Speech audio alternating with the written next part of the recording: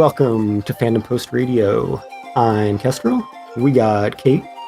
Hey. We got Brandon. Ahoy. And we also have Skyler. Hey. So you may remember a year ago we did an episode about a little show called One Piece. We had 25 years of content to talk about, over 1,000 chapters, over 1,000 episodes, over 100 volumes. Just a little bit here and there. But in the years since then, in the past week, in fact, we've gotten quite a bit more of One Piece. We've gotten an entire live-action series available to us, and it's definitely different than most expectations for a live-action anime or manga adaptation, especially something like One Piece. We thought this was going to be shit. Well, we'll get into that first. So, yeah, I want to talk about, we talked about last year what our relationship is with One Piece. I'll let Kate get into hers a little bit more than us since she wasn't on that episode. But, I just want to talk about, since this was announced over 6 years ago at the 20th anniversary of the series, to when it was about to premiere a week ago, what were our thoughts? What were our expectations? What do we think about live action adaptations, what we've gotten before, how it would shake out for One Piece? So, like I said, we talked about most of our backstories a year ago, so I won't get into any specifics. I'll just say, for me, I've been a big One Piece fan for 20 plus years. I've read and watched all of it, do it every week. I listen to the One Piece podcast every week, which doesn't sound like a significant endeavor, except that there's more One Piece podcasts than there is One Piece.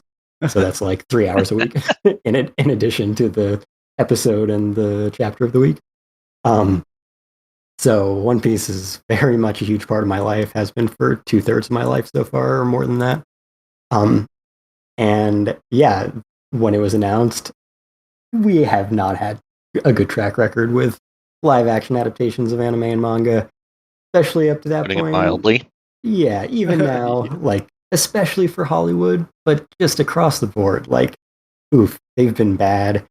And bad in every way, bad for old fans, bad for new fans, bad for anyone who appreciates good filmmaking in any way. Bad for society. Bad for society. That's a little extreme. We still haven't recovered from Dragon Ball Evolution. Right, and so that's like... of the ones that I was thinking of most throughout the past 6 years, of this one getting closer and closer to reality. Because, in the first place, when these things have been announced, I've generally been like, I wonder if we'll ever actually see that.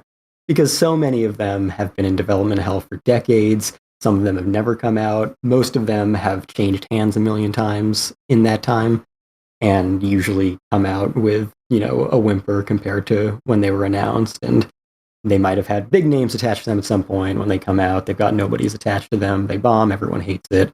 They move on, but just kind of have this dark stain on the franchise's history. So, I figured best case scenario, that would be what we'd get for One Piece. Maybe never come out, probably take at least 10 years.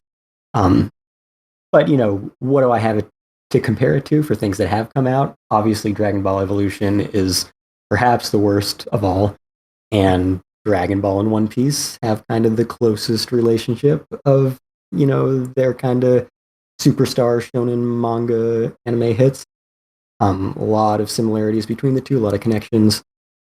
And that has been 14 years at this point, so, not necessarily the standard anymore, but still kind of a cautionary tale for how bad can it be. And that was kind of that. More recently, though, we've seen, now that this has come out, that Netflix is actually willing to put down the money, actually get this stuff out in not a decade or two, actually have it out in a few years, maybe. And what did they do not too long ago? They did a live-action series for Cowboy Bebop, and it was similar in that it was Netflix, it was Tomorrow Studios, same producer, same production company, all that stuff. It was the same kind of feeling of like, oh, we're gonna appeal to the fans here. We're gonna give you the authentic stuff that you really want. And that was really exciting for Cowboy Bebop. They were gonna get Yoko Kanno and get new music and use the old soundtrack and use ink and actually use the real characters and their names and all of these things, episode titles, little formatting bits here and there, kind of the same stories here and there. It felt like it was going to be a real authentic adaptation, and it was a disaster. So the fact that we had some of the same hopes for One Piece, gave me kind of an Usopp who cried wolf kind of feeling about, we can't assume this is going to be good because last time it did not work out. And then most recently was the other Hollywood live action adaptation of a Weekly Shonen Jump manga series that I saw this year, also starring Makenyu, which was Knights of the Zodiac, which I think I'm the only person who saw in the world. But it was extremely bad and easily the worst movie I've seen in the 2020s thus far. So, again, the track record has just been rock bottom all the way through. And what is One Piece? One Piece is a cartoon that revels in being a cartoon, the worst possible thing you could try to adapt into live action. Why on earth would you try this? It's a terrible idea. And so that was kind of my headspace for the past 6 years. And in the past month or so, it's kind of become impossible not to get those hopes back up because everything that's been coming out looked really good. And the sets looked really good, really authentic. They were putting a lot into it. It looked like they were being authentic with everything in a way that actually captured the tone and spirit of One Piece, which is what Bebop failed at. And all of the casting looked phenomenal. So it was really hard not to get my hopes up. And we'll get into how that panned out. But that was kind of my 6 years of, let's say, 5 years, or no, we'll say a solid 6 years, because it's been more than 6 years now. Say a solid 6 years of absolute skepticism, just mockery of the idea of this even existing, and then a month and a half of, oh God, is this actually going to be good? Please let it be good, because my hopes are up. Don't disappoint me again. Don't hurt me again. And now we have it. So Kate, let's hear a little bit about your history with One Piece and your expectations about this adaptation. Well, okay. So, being probably the oldest regular on this podcast, I was an old anime fan in what most of us consider current anime fans. I mean, I'm no Chris Beveridge or Darius Washington, but at this point, man, I might as well be ancient. So, back in the day on the internet, I was into One Piece when it was still only just reaching, I think, Alabasta in the manga. So about, I'm guessing sometime in 2000 or very late 99. Very late 99, I probably first heard about One Piece, and I was like, oh, this is weird. And I'm like, oh, these characters are kind of funny looking. I don't know about this. I'm gonna be over here sticking my clamp stuff for a while. And then, and when did the anime start? 99? Yeah, end of 99. Yeah, 99. So, prior to, decent internet speeds and storage space and things like that, there were a handful of websites that would post like openings and endings of shows, like compressed down to little tiny, like, 2-inch size windows on Real Player, and would, upload some of those to the internet. So I had watched, like, the first couple of like clips that people had managed to put up on the internet, and I'm like, what the fuck are these voices of this cartoon show? And oh God, I'm like, this is, I'm like, it's kind of off-putting, whatever. But people were already into the manga, and they're like, yeah, the manga's great. Everybody, and scanlations weren't even a thing back then, because once again, it came down to storage space, and also the very real possibility that if you were one of the very few people hosting a thing like that on the internet, you were going to get caught.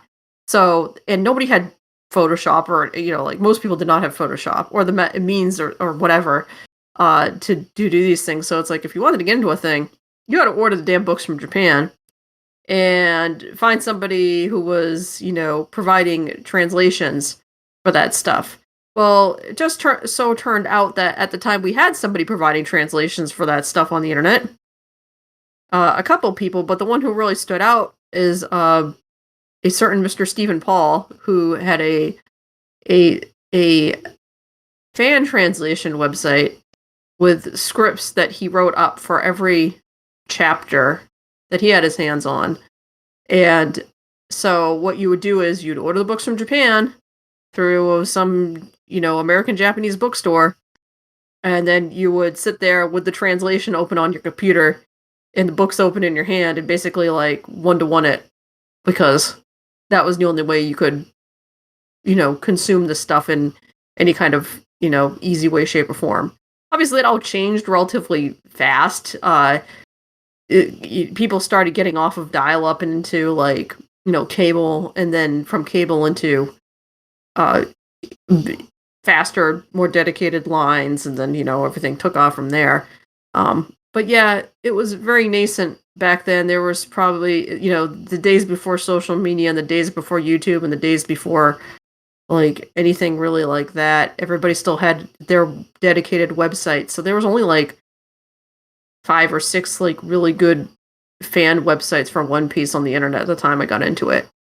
And then, of course, Shonen Jump picked it up, and they started releasing the series, and they started putting it out very, very, very slowly in the print version of weekly, monthly, whatever. The American version of Shonen Jump, which only came out once a month, and, was, mostly focusing on other series. Although One Piece was there because One Piece is One Piece. And that crawled, and then we have the nightmare that was 4 kids picking up the series as part of a package deal and massacring it, and then Viz going back and reneging on calling Zoro Zoro for 5 years and changing his name to Zolo. And then it was they just still like, do. which they still do, which is stupid, and they should have changed it years ago, but some cost fallacy, I guess. I don't know. I've never heard anyone unironically say Zolo. Yeah, seriously.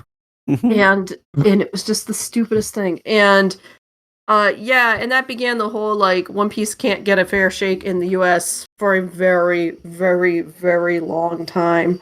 I swear to God, 4 Kids set that series' popularity in this country back a lot.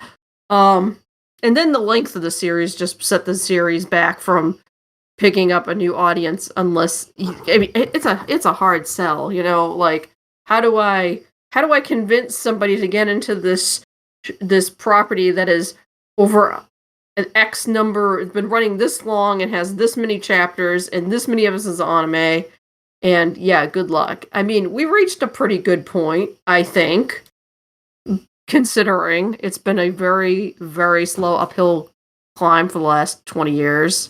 Plus 20 plus years to get One Piece in any kind of like public like headspace in this country.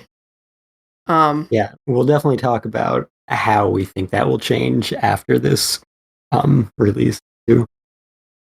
Yeah, so shooting forward to my current relationship with the series, I follow the plot points of what's going on. I have a good idea of, like recent happenings in One Piece universe. Like, I know about the most recent stuff. I'm not gonna say because we don't spoil anything for anybody this early in this episode. But like, yeah, I fell off watching the anime around Punk Hazard, and yeah, so I am a semi-lap. Like I said, I know what's going on in the series at present, and sometime in the near future, I'll probably go back and mainline the manga to get caught up. on the recent stuff, but it's like it's a long haul, man. I've been here a long time. I think falling off right before Dressrosa was probably a mercy on your own half. So. Especially if you're watching the anime. Yeah, everything just ground to a screeching halt during all that nonsense, and then finally they started putting a little bit more effort into the anime again, but it's still a slog.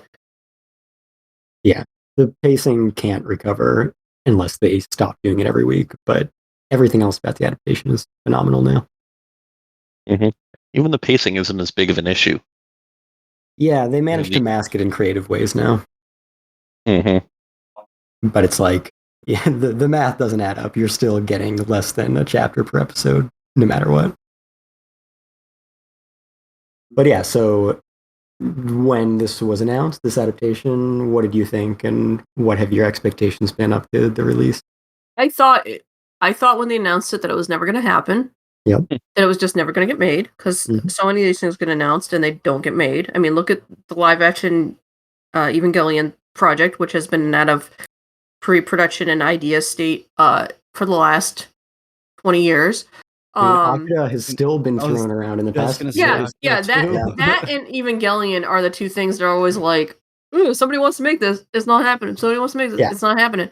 I mean, Evangelion, that was like 15 years since anyone tried thinking about that. Akira keeps coming back. Yeah, I mean, there are people that were tossing ideas about making that live action back in the 90s. So, I mean, exactly. That's like ancient history at this point. And at this point, it's like, oh God, just please, just don't. Nobody even cares anymore. Just don't. Yeah. The original stands on its own. Just leave it there. I'm a little surprised they haven't somehow shit something out for that at some point, because they seem like, especially with how creatively bankrupt some aspects of Hollywood are right now. And that's usually how it goes. They just shit out the lowest effort version. Oh yes. So like everybody else, I didn't think it was going to happen, and then when they're like, "Oh, we're going forward with this," I'm like, "This is going to be shit," because we've seen how these things go, and I'm like, "There's no way they can adapt this without extreme measures being taken." Like, I'm like, they don't. Are they going to really throw the budget at this that this would require to get this made correctly? Are the people in charge and then it was like the scare factor of finding out, like, once Cowboy Bebop came out and seeing the production team on that matching up with the production team on this was like, oh dear God. Like, whoa, shit. We are, oh no, like, kind of situation. And, yeah. So all the apprehension in the world, and my opinion on that really only started to change once the casting started coming out. And I was like, yeah, these people look like they fit the people. Of course, we said that before about other things, but and then the script leaked online at some point very, very, very early for the first episode. And I don't think that changed much, if at all. Yeah, because it still matches up. Like, they always talked about that things that they show in the first episode, from what I remember from reading that leaked script. So I saw that and I'm like, this is faithful, or reasonably faithful, and I'm like, that's not gonna stick. I'm like, this won't be the shooting script. That turned out not to be true. Yeah, so it was only in the lead up, the last couple months, when they finally started putting, like, even the first trailer they put out wasn't that good. They were keeping a lot of stuff tight to their chest. Yeah, they kept getting better. The trailer was pretty bad. Yeah. And it was like the second trailer, or the pre-release trailer, was actually the one that was like, oh shit. Because then they started showing, bits and pieces of stuff, and it was like, oh, okay. Like, they picked the worst lines taken out of context for some of those trailers, and like, I know. Anyway, the first teaser was like, let's throw in all the bullshit Netflix 2023 quips. Yeah. So that was, so, and then here we are, as of last week, going, brace yourselves, we're going in. So. All right, Skyler, you're probably our biggest One Piece fan. We've heard about your history with the series. How about your history with the live action before its release? I mean, when it was first announced, I didn't give it too much thought. Because again, there's a big question whether these get made. Then when it started to look like it was actually a thing, I was cautiously optimistic, with more caution than optimism. Right. Because One Piece is inherently cartoonish. It's hard to turn that into live action, and the record of live action in anime adaptations is, awful.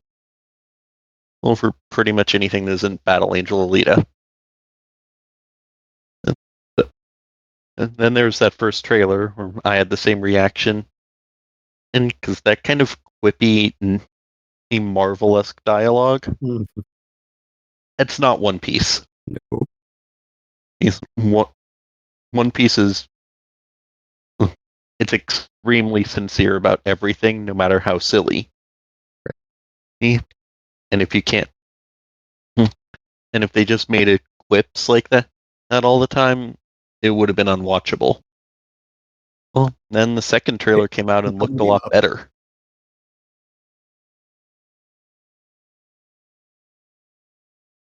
Nah. And then, as I saw more about the casting, particularly the actors' reactions, and the way they were talking about it, and started to feel more optimistic.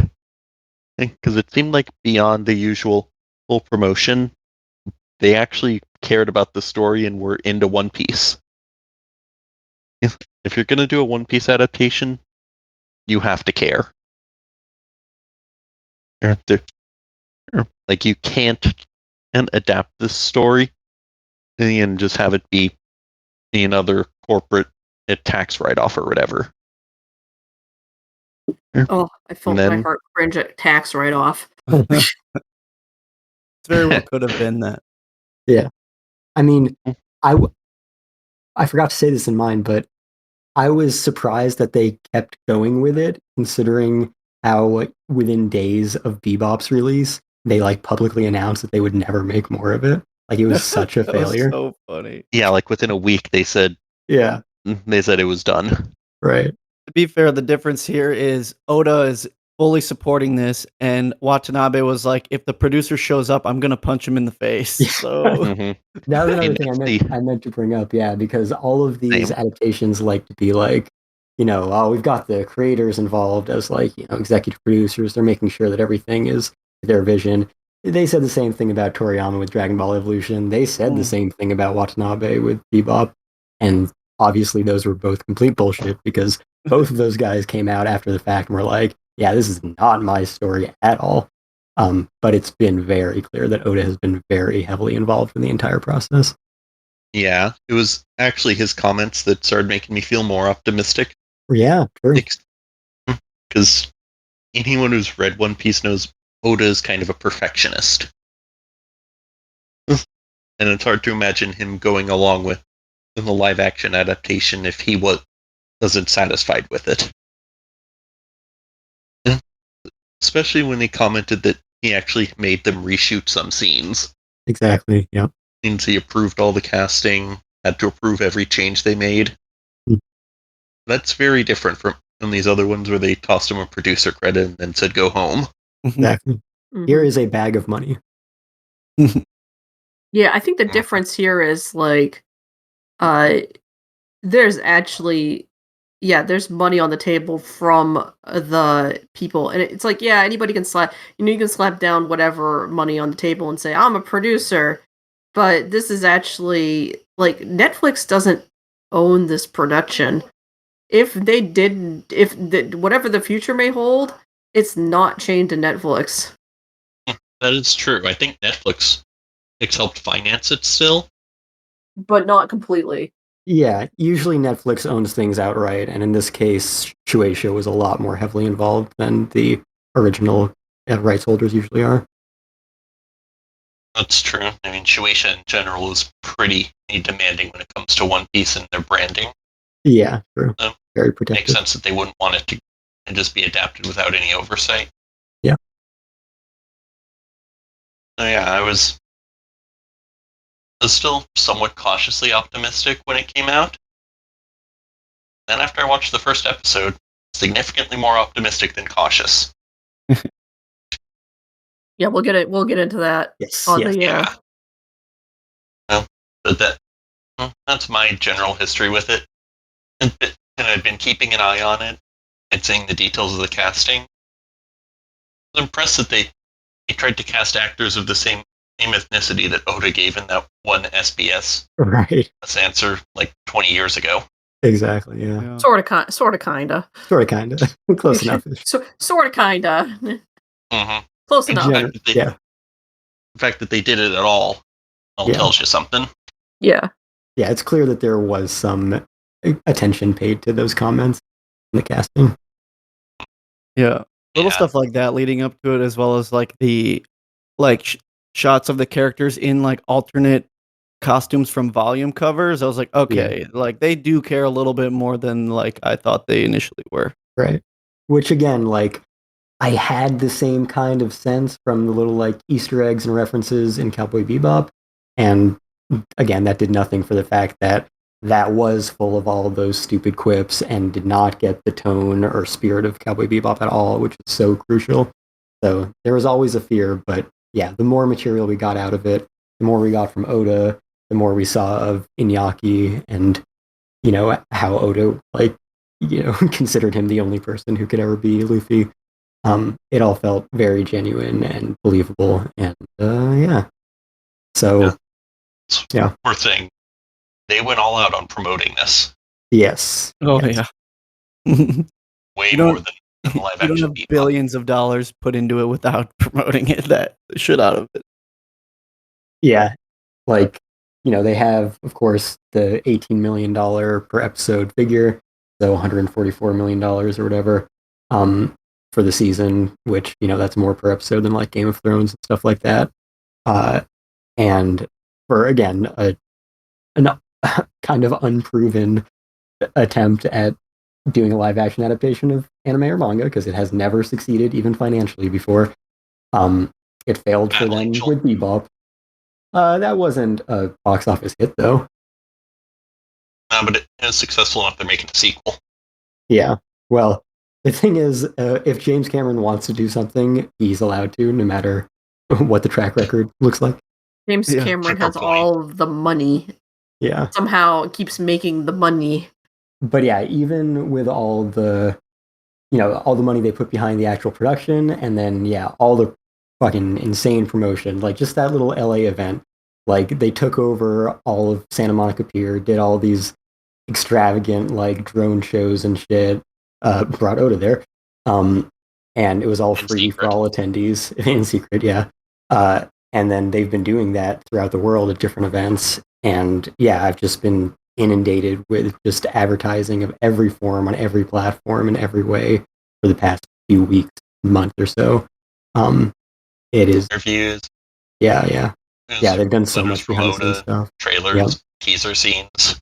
Yeah. They must have done a lot with the actors a while ago, because they're not allowed to do that anymore.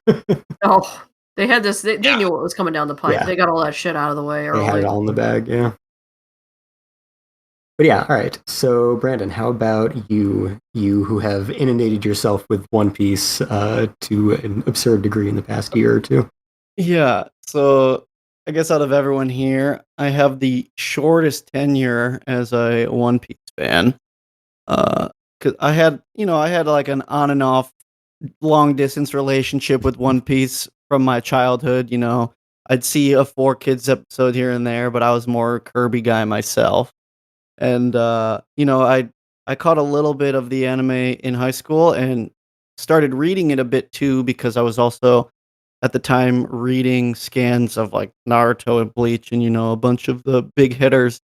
But for whatever reason back then, One Piece didn't gel with me for whatever reason. And also at that point, it was already such a daunting mountain to climb that, you know, I fell off in high school.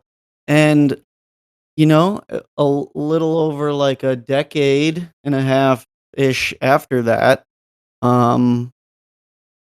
leading up to last summer, I took it upon myself to read all of One Piece and catch up, because I I mean, on Twitter, if you're on any Twitter at all, it's unavoidable to see the momentum of the current Wano arc stuff and people hyping it up. And it was always an itch in the back of my mind that like someday I want to be caught up to One Piece because I have to see it for myself when this monster ends, you know? So last summer, I took it upon myself to read through all of it within a few months, and I feel like I have a unique perspective in that though One Piece live action was like announced and like, you know, something in the public discussion while I was reading the entirety of the series, which, you know, gave me the perspective as I'm reading things for the first time, being like, huh, there's no way they're gonna pull this off, you know? Good And like luck. that only like increases tenfold the further you get into the series.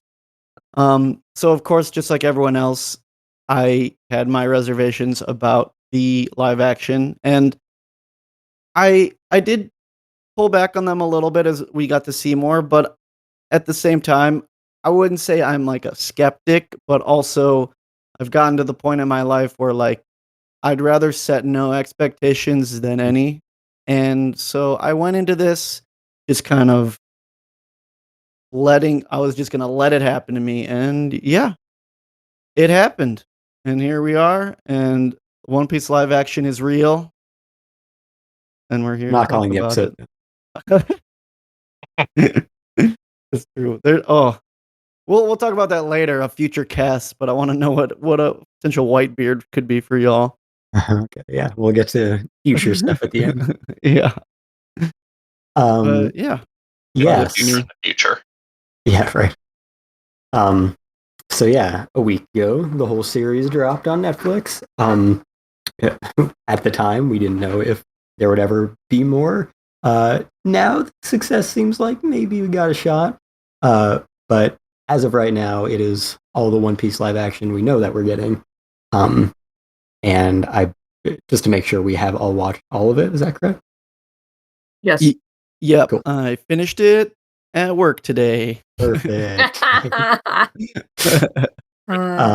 You're always getting right under the gun there with Yeah, I know. finishing up the manga right before episode. Yes. Nice. Yeah. So, you know, we got to get into some thoughts about how it turned out. Obviously, we'll try to keep them spoiler free initially, just so if anyone listening has not watched all of it yet, they can still get some initial impressions. So, anyone have any like first things that they need to get off their chest in that vein? Boogie was brilliant. Yes. Yeah, I mean, I guess I'll just say, like, in general, I love it, and I never expected that. Like, best case scenario, I expected that it would be watchable, because there hadn't. I mean, Alita was fine. It was a little rough watching it right after reading the manga because of the things that it tones down a lot. Alita was fine. I've never seen a live action adaptation that I was like, I'm glad that this exists and that I watched it, and I would watch it again. So that was my best case scenario expectation for this one. Reach that bar at least, because I hadn't gotten it before. And instead, I love it. I can't believe it. Yeah, I'm a little like going into this. I'm like, please be good, please be decent, please be good. Like, yeah, you don't want this to fail. You want it to be good. It's like, I want this to be good, and you know, short of some rough spots, and which are, you know, probably the hardest things to nail, like child actors. It's like. I'm like, holy you know, like the first episode, I'm like, okay. Second episode, I'm like, oh my god. And then like by the third episode, I was just grinning. I was just like, this is great. I'm so happy this exists, and this is that. And it pretty much held right through the end, and I'm like, man, I hope people are watching this because I want that second season. Yeah, we'll definitely talk about like the general reaction, the success that we've observed, and how we think will affect future seasons and or further success and being able to bring people into the series outside of live action. Yeah, I think those are all definitely valuable things that it could have contributed, even if it wasn't that great itself, because it always has the potential of at least bringing other people into the source material and being able to appreciate that. But yeah, I think the cast that's been a big thing to look at. One thing that I was kind of surprised about through all of this and through all of the enormous amounts of money and promotion they put into it is that they didn't really try for star power. Like, I saw McKenyu in another live action adaptation. He's done a bunch of live action adaptations of manga and anime in Japanese cinema. Other than him and Ian McShane, who does not appear on camera and is only a narrator for the cold open of episode 1, I don't think there's a single person in the cast. Yeah, phenomenal voice, of course. I don't think there's a single person in the cast other than those two who I've ever even heard of outside the context of this. Yeah, most of the people like coming up were like, yeah, it's like, where'd you come from? It's like, you're cool. Where did you come from? Yeah, I looked him up, and this person had a supporting role in a medium level Netflix series a few years ago. Right. And that's about it. Yeah, a lot of the actors seem to be like I was on this show, but you'll never catch me because I'm not the star. I am one of the supporting cast. Yeah. And it's like they're not B or C level actors. They're just not not star power. They are in the I'm over here doing the whole Chris Cooper thing of like, I'm the guy in the background and I'm always pretty good at my job, but you're probably not gonna be like, oh, and until later you're like, oh, hey, it's that guy. Like I saw the oh, hey, it's that guy a lot about Buggy's actor. Once people were that was like, the one that people were familiar with. Yeah, they're like, oh, he's from Agents of S.H.I.E.L.D. Agents of S.H.I.E.L.D. Yeah. Right. Yeah, I think it's important for like an establishing, especially like if they plan to do this for a long time, that like they didn't like bend to that Hollywoodness and like get names to pull for it. Like they were leaning on the fact that like people love the source material, so they will love like the representations of the characters we can create. So they don't need to be like, you don't need to have like Anya Taylor-Joy as Nami, or like you don't need fucking Mark Wahlberg as Garp or something, which I think. Oh God! Why did you put that curse on? I don't know. Yeah, I don't need to have that image. I'm just saying, like, that would have been a bad call because people would see these people and be like, oh, they disassociate from watching the series and they're like, they see the celebrity, like they could have easily cast The Rock in this because he's so comically like large and muscular. Like he works as a One Piece character almost, but you can't have The Rock in it because Dwayne Johnson is the only human who's built like a One Piece. For real. But like that's the thing. Like 80s Arnold Schwarzenegger. Literally, he would be. They could have The Rock in the Rock's crew, but anyways, I think the name recognition would like have really ruined the appeal to the world building of it as like a new series especially for newcomers, but also it would be distracting for longtime fans being like, really, you chose this person? Yeah, that's a really good point. I think that I kind of like now I think about Ian McShane's role as being like, oh, well, Ian McShane exists in our universe, so he's here to introduce us to the One Piece universe. That makes sense. That's why he's the only one we recognize. Ian McShane always exists. In all universes.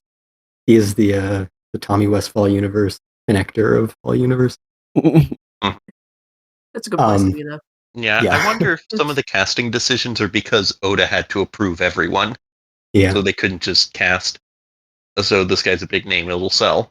Right. Well, also, big names come with big price tags, and we're already pushing it. So it's better to, pick people who like would be able to appear in a 10-season TV show. That's going to take 20 years to film.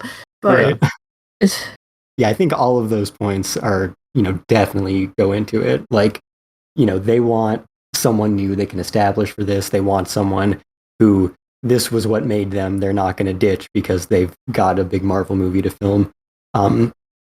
They want someone who they can afford. They're putting the money where it matters instead of stunt casting. And I think it speaks to the authenticity of making One Piece in real life, that, not only are these not people that we recognize from other properties, but the fact that they didn't try to stick to any big names that people know means that they really got to try to find the correct person for each role. And that really shows in the finished product, because, they could have cast some celebrity we already know, but then they would have never found Iñaki, and there can be no Luffy except Iñaki in live action. So, agreed. Yeah. Yeah, the casting. I love the series. I'd say the casting was their greatest strength. Mm. And I really can't think of any role that wasn't well cast. I agree. Yeah, I was shocked. I got one. Okay. Ben Beckman kind of looks like he should be playing Jimmy Buffett covers down at the Beachcomber. But I saw some jokes about Ben Beckman. But he's not a bad actor. He just looks like somebody that is, he looks like somebody's dad. So, I mean, Ben Beckman kind of looks like somebody's dad. I mean, it looks like somebody's stoner dad. He definitely didn't look as cool as you want the red hair pirates to look. Yeah, like the redhead pirates in general, kind of like. Well, okay, no, because Yasop and like Lucky Roo and like, although Shanks wasn't really well. I don't know. Something about Shanks wasn't doing it for me, but I mean, he was acceptable. Yeah, I thought he was solid. He wasn't unlike the best, but didn't distract from it either. Agreed. Yeah. And the best, or like I said, Buggy. Yeah, or Mihawk. Yeah. To be fair, we wouldn't see Shanks again for like 20 more years in live action, anyways. Right. Yes, this is also true. Like he's important, but he's not in the driver's seat. So. But he shows up once every 5 years or so. But of course, if we we'll get into a little bit in the spoiler territory, but someone's screen time in the manga or anime does not necessarily dictate their screen time in the live action. This is also true. This is also true. We have empirical evidence to the contrary. Yes. We needed a ongoing B plot to provide a contrast, which we'll get to. Yes. Yeah, I think talking about the structure and the adaptation changes, we'll definitely get into major spoilers about how the whole series plays out. But that will be a big discussion point for sure. But yeah, I think cast is definitely a big thing to talk about. Kind of just the production in general, casting, production design, cinematography. Does it feel like you're in the world of One Piece? Where does it feel on the scale of like, cosplay to, I guess, what Marvel movies pull off in adapting comics to live action? How does it feel in terms of like, Japanese media, the kind of direction that anime has compared to like your normal Netflix stuff these days, that kind of stuff. Yeah, costuming was pretty much on point except for the wigs, but that's like everything that involves wigs. Wigs remain difficult. Yeah, and really though, I didn't find that much of a distraction beyond the initial. Oh well, that's a wig. Yeah. I think. Sorry, go ahead. Oh, yeah. I just wanted to say that in that part, because the costuming is generally faithful to the manga, except where practicality dictated it couldn't be. Right. Yeah, like no sandals on Luffy was. It was almost too much for me, but it's okay. It doesn't really play an important part at all. No, and there was enough costume changes that wasn't really like an issue. Oh my god. No. I want to get into the thing about the costume changes. Oh, that's so good. It's so good. It's so awesome that they're pulling from like cover illustrations and color spreads and stuff like that to give the cast their wardrobe. Yeah. Zoro wearing the orange dress shirt and the black coat. Mwah. Right. I was so happy when I saw that. I'm like, I love that color spread. I'm so happy. Right, because like cartoon characters can wear the same outfit all the time. Live action actors feels a little weirder, even if they're living on a pirate ship. So being able to draw from all of Oda's designs in these kind of like non-canon appearances throughout the years and realize them in live action was a great adaptation choice. And it's details like that that really tell you in the level of thought and effort put into it. Because I'm also thinking about in episode 1, and during Luffy's flashbacks, you could hear Binks' sake. Mm-hmm. Well, we'll have to get into like the sheer choices. number of like random references going on in the background. Like, God, there's a lot of them. Holy shit! Like, I'm gonna put something in the chat here. Did anybody recognize these dudes? I did. They're in Kai's mansion. Really? As Bannisters. Nice. That's cool. I certainly noticed the panda plant thing outside of Kai's mansion. That was good. I think it's one of those things. Giving it their all. Yeah, it's one of those things where it's like put your money where your mouth is. Like they did. Like if there's anything that they did right, it was they spent money well spent. You know, sometimes you look at these shows and you see the budgets and you're like, okay, so where did it go exactly? It's like you could tell like every set design was like so intricately built and just like all kinds of stuff, like the animatronics on the phones. I love that, like practical effects stuff too. Yeah. So like much less use of, like CG and stuff than I would have expected they needed to. Yeah. Yeah, they did a lot of practical effects. Like a ton, like almost all the makeup, aside from like Luffy stretching, that was all practical. All the fishmen are practical. Oh my god, somebody had that crazy picture online somewhere of the fishmen dressed up and they turned it into an album cover and it's fucking hysterical.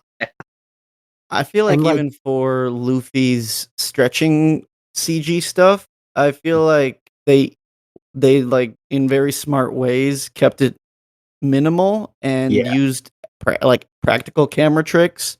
Like one of the first time he throws a punch, it's like straight at the camera, so it's only really like extending the front of his fist toward the camera. So it's like they were able to use actual camera tricks to not have to like blow the budget on him stretching the whole fight. Right. Yeah, I think it looked as good as Mr. Fantastic can look in live action at this point. That's the best we're getting. I mean, rubber looks stupid anyway, so that's fine. I mean, that's the hardest, like literally the hardest thing to sell. Yeah. And and they managed to pull it off reasonably. There were a couple of shots where I was like, but that was going to look odd no matter what. I think what helps it is that Luffy's punches are, for the most part, pretty fast. He doesn't usually hold the pose. He's usually just snap, snap. Yeah. And that in movement that looks better than trying to, hold a pose that looks totally effed up. And I think like going back to like the fishmen, and we're starting to get into our first like non-human characters in the series, which there will be many more as the series goes on if they get more. The fishmen, I think, were kind of the challenge for this season. I think they look hideous, but they look exactly how fishmen would actually look because fish are hideous. And I mean, they look. To be fair, they look kind of hideous in the manga too. Yeah, but they don't. They look bizarre. They never don't look bizarre. cool stylized shonen villains. These look like fish men.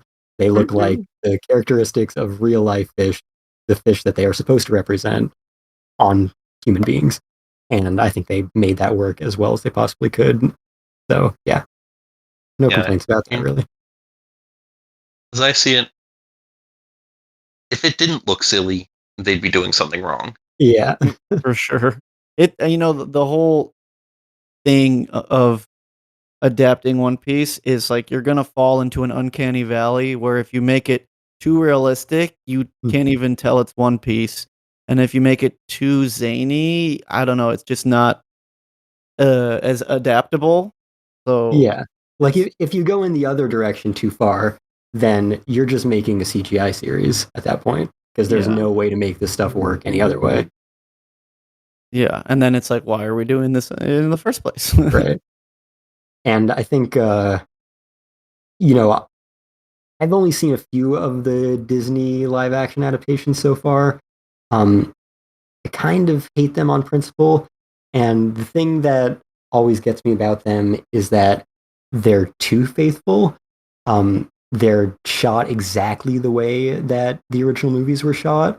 And you don't direct animation the same way you direct live action, especially extremely stylized cartoony animation like Disney animated features. So it's literally just, cosplayers recreating their favorite scenes for the entire movie and just feeling really weird and uncanny and inappropriate to the medium that they're using. And just begs the question of why does this exist? I mean, obviously they make a shitload of money, so that's why they exist. But artistically, it's just completely devoid of any creativity or, actual utilization of the medium in their hands. It's just literally, but what if real people?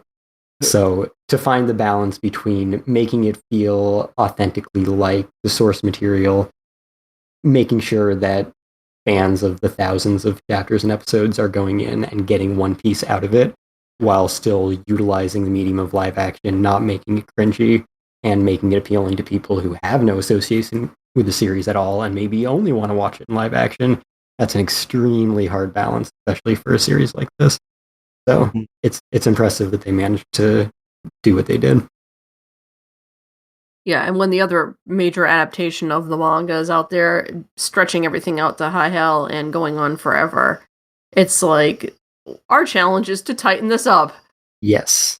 Without losing what makes the heart of the thing. Right. Or creating a plot problem down the road. That's going to change everything irrevocably. It requires a hefty understanding of what makes it One Piece. Exactly. Yeah. Which thankfully they apparently brought in the correct people. As the showrunner was a One Piece super fan. And am I right in that they brought in Greg as a special advisor? That's fantastic. God, what a weird existence. what a weird thing that to have happened to these guys. Dreams come true. All your dreams. I know. All your dreams. Yeah, super cool. I love that he put that picture online. He's all like, "My work here is done." For now.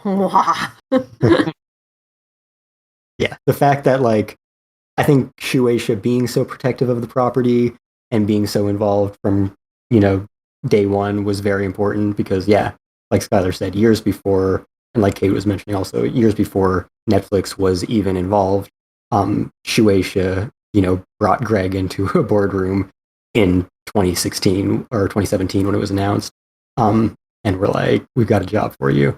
So they've been seeing this through. Amazing. It's like we've got the man for this. Bring in Greg. Exactly. Bring in Gaijin Greg. I got you. That list of Shueisha special advisors, Greg is, second to last of a dozen or 24 names on there. So those were probably all, people of that caliber who were along with Oda himself, these guys will make sure that this is the One Piece that everyone wants all the way through. And I don't think, I don't know how involved they were. I'm sure Oda most of all, but I don't think it could have been as successful for big One Piece fans without those people involved. Yeah. Something I heard was Oda was more involved with this than he was with Film Red. I mean, he did write Film Red, though, didn't he? Like, he went back to actually scripting it?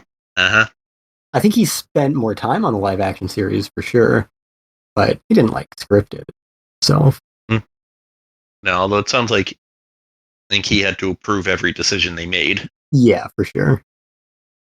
Which, as we kind of transition into some of the spoilery talk, there were things that, you might question if Oda was behind. So knowing that he was, with these very liberal changes in structure and additions and removals and all that, it definitely is good to know that he had to approve all of those changes, because, of course, who's more protective of One Piece than Shueisha? Oda himself. He is not going to let anyone fuck with his property, especially, he's probably had drinks with Toriyama talking about how Hollywood fucked him. So, not letting that happen to his baby. Yeah, so do we have any other, spoiler-free discussions about it, or are we pretty much ready to get into the meat? Let's get into the meat. Yeah. All right, where do we begin? So, One Piece is a series about Monkey D. Garp, actually. Yeah, let's tackle that change. The biggest change that we have going on in the live action series is they move Garp up into the timeline much, much, much, much earlier than he appears in the manga. Yeah, basically as the main antagonist. Right. Yeah, as the main antagonist for an overarching, antagonistic force, and to not have Kobe completely disappear for years on end after the, introduction of this kid who thematically is the Luffy takes the pirate path, Kobe takes the marine path, and to show to do world building in a 8 episodes of a live action series where we very have to, they want to start bringing in how does this world work? Why are there so many pirates? Well, there are these marine guys floating around, but why? Oh, they work for the world government, who is actively holding down and trying to keep peace in the world where there's all these pirates because the Great Pirate Era started after they killed the Pirate King. But it's good it's good because it does provide that here's the other side. This is what the other side looks like. Yeah, because really you didn't see a lot of the Marines things until Logtown to a degree, but especially Enies Lobby. Right. It makes sense. Yeah. We're getting into full spoilers? I think we're safe at this point. Yeah. If anyone has not watched the entire series, stop now. Yeah, so I initially wasn't sold on having Garp as kind of an antagonist. Because the point of Garp is he's eccentric and really follows his conscience rather than his job. But then at the end, and I was just testing you, that felt very true to the character. Right. I mean, Garp is still, everyone's like, oh, Garp's not wacky enough. Oh, he's coming across too mean. It's well, yeah, you want to keep the new, the people that don't know the story going, oh no, who's this guy? Oh no, wait a minute, what? He's, he's Luffy's grandfather, what? And then oh god, he's trying to capture, is he good, what is he gonna do to his grandson when he catches up to him? Yeah. It would break all the tension if he was just as, lackadaisical as Luffy is. If he was that lackadaisical, there'd be no reason to bring him in this early. And it does make sense that Garp would be what are you doing? What are you doing? You're not to a level you're not ready for this. And this isn't how Oda writes Garp. this is how Oda writes antagonists. Yes. If they're going to, become, kind of allies in the future or uneasy allies or anything like that, you're still going to start with them as full-on villains. Like Buggy, so many characters that have come back hundreds of chapters later, they had to look like they were real villains, real antagonists, real enemies at first. And so that had to be Garp's role if they were going to make this whole kind of Navy B-plot thing and have Garp at the helm. And yeah, I think it goes into, like, I think, Kate, you were saying a little bit earlier about, we need to have a B-plot, like all of you guys have been saying, look at how the rest of this world works, how the Navy operates. I think it's very much in line with what's expected of like a live action American drama these days. That is not necessarily the case for like a long running shonen manga series. It's interesting that One Piece is kind of, in some ways, the most arc based of the big shonen series, but also the one that has like the most extreme, pre-planning and deep cuts and pulls from hundreds of installments ago. So it has that insane interconnectivity that Oda has been seeding since the beginning of the series. Yeah. But for the most part, especially in early One Piece, which is the first several hundred chapters, it looks very much disconnected, very arc-based. You've got a new setting, you've got a new story, you've got new characters, very disconnected for the most part. So, with not only making it much, much shorter, making 100 chapters essentially fit into 8 episodes, but also just kind of matching that expectation of what a Netflix binge show looks like to the average audience, it makes sense that they would give you that B-plot, give you that interconnectivity, make everything feel from the very beginning like it was going to be important throughout. Buggy is always around, Garp is always around. All of these things are very connected. It's very much the way that, we're expected from the binge culture media that we consume these days. And it doesn't feel that much like the source material of this particular content, but it feels enough like One Piece with what Oda eventually does with his interconnectivity. Yeah, especially like early chapters of One Piece, they never pull back from the crew. Right. It's laser focused on where is Luffy, what is Luffy doing. It's not until he finally starts doing like cover stories that we start getting more than like the briefest glimpse at whatever is going on someplace else.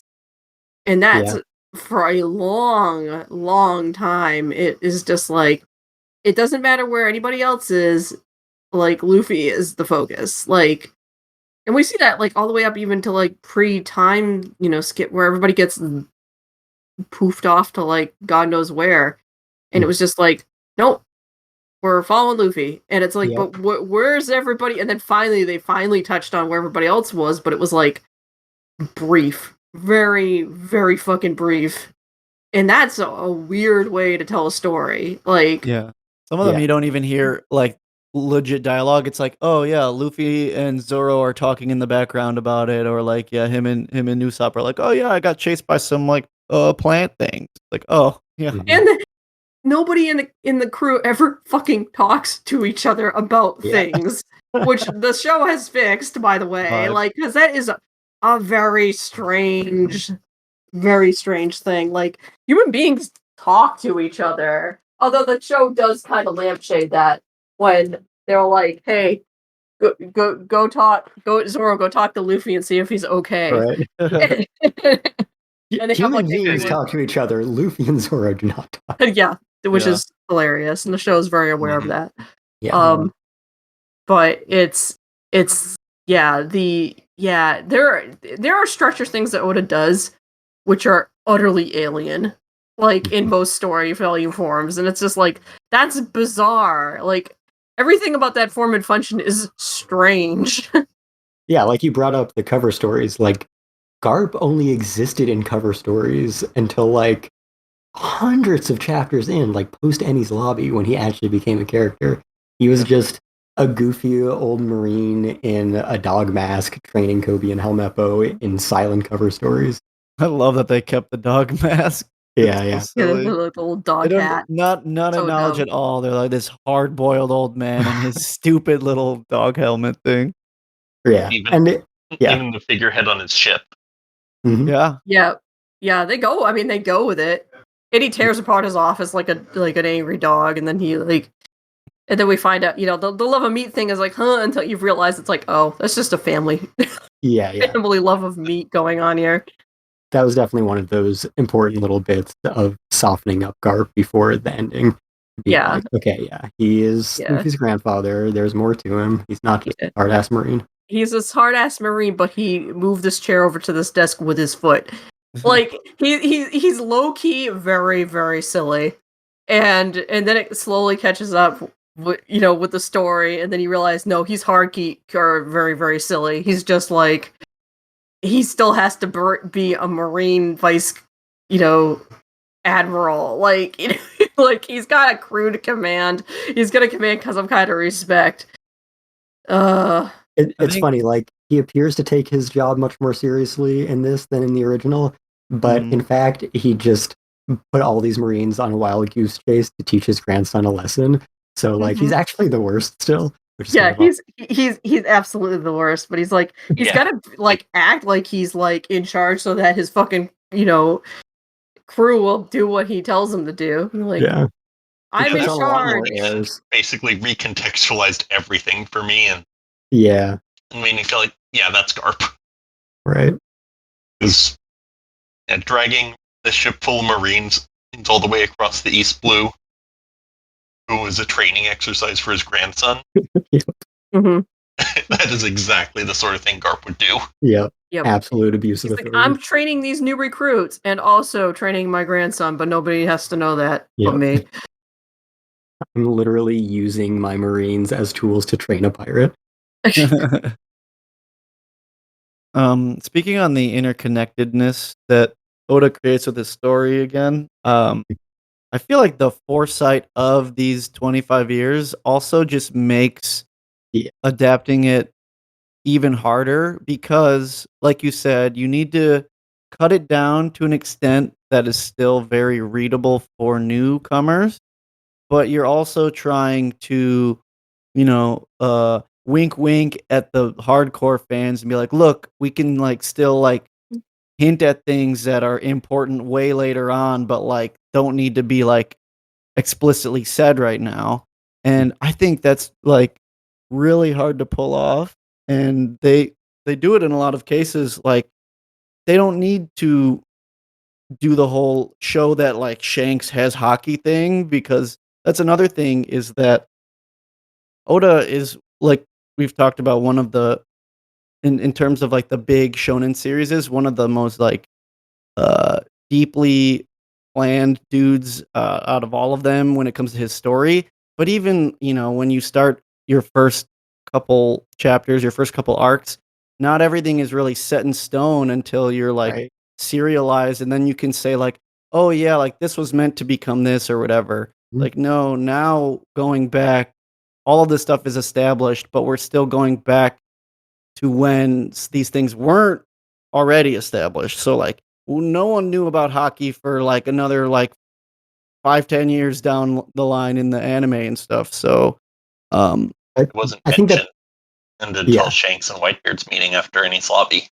Yeah, so, like, it's just kind of like standard shonen power scaling. It's like, all right, we need something bigger and better that everyone's got now. What's our Super Saiyan? Yeah, right. Also, how do we make Logias not broken? Yes, we need to nerf Logias. How do we balance this game? How do we balance this game? Well, we can nerf the Logias, or we can introduce something more powerful. Great, let's go with that. Yeah. Never nerf, just buff everything else. Yeah, for the live action, if it gets another season, it'll start off with Logtown, meaning we'll have to do Smoker's powers. Yeah. Yeah. Although for this season, in general, the effects were very good. Mm-hmm. Yeah, I thought like Buggy's whole thing was gonna look way worse, honestly. I think those were definitely two of the roughest things were Buggy's power and Luffy's power. And they both looked a little silly, but they were fine. They were good. I mean, Buggy's power looks silly. Yeah. It looks silly in the manga too, and everything else. Yeah, I mean that's the. But it's so the thing with that's so out there. You have no context for that, like existing in reality. So your brain just instantly says, "Yep, okay, that's how that works." Because what else are you gonna do? Should all of the surfaces just be like flat and nondescript? Should we like see his insides? It's like, I'm glad they decided not to do that. Yeah, that would have been bad. Yeah, well, it's not like that in the manga or the anime. It's just smooth. Of course. So yeah. They just went with that. There would have been questions. One of the things I really loved about this was they weren't afraid to be silly. Yeah. So much American media feels afraid to be silly. You know? It's afraid to be silly, so to cover the embarrassment of the silliness, it has to be sarcastic. Yeah, exactly. That's why that first trailer rubbed me the wrong way. One Piece is sincere in everything, not a hint of sarcasm. No.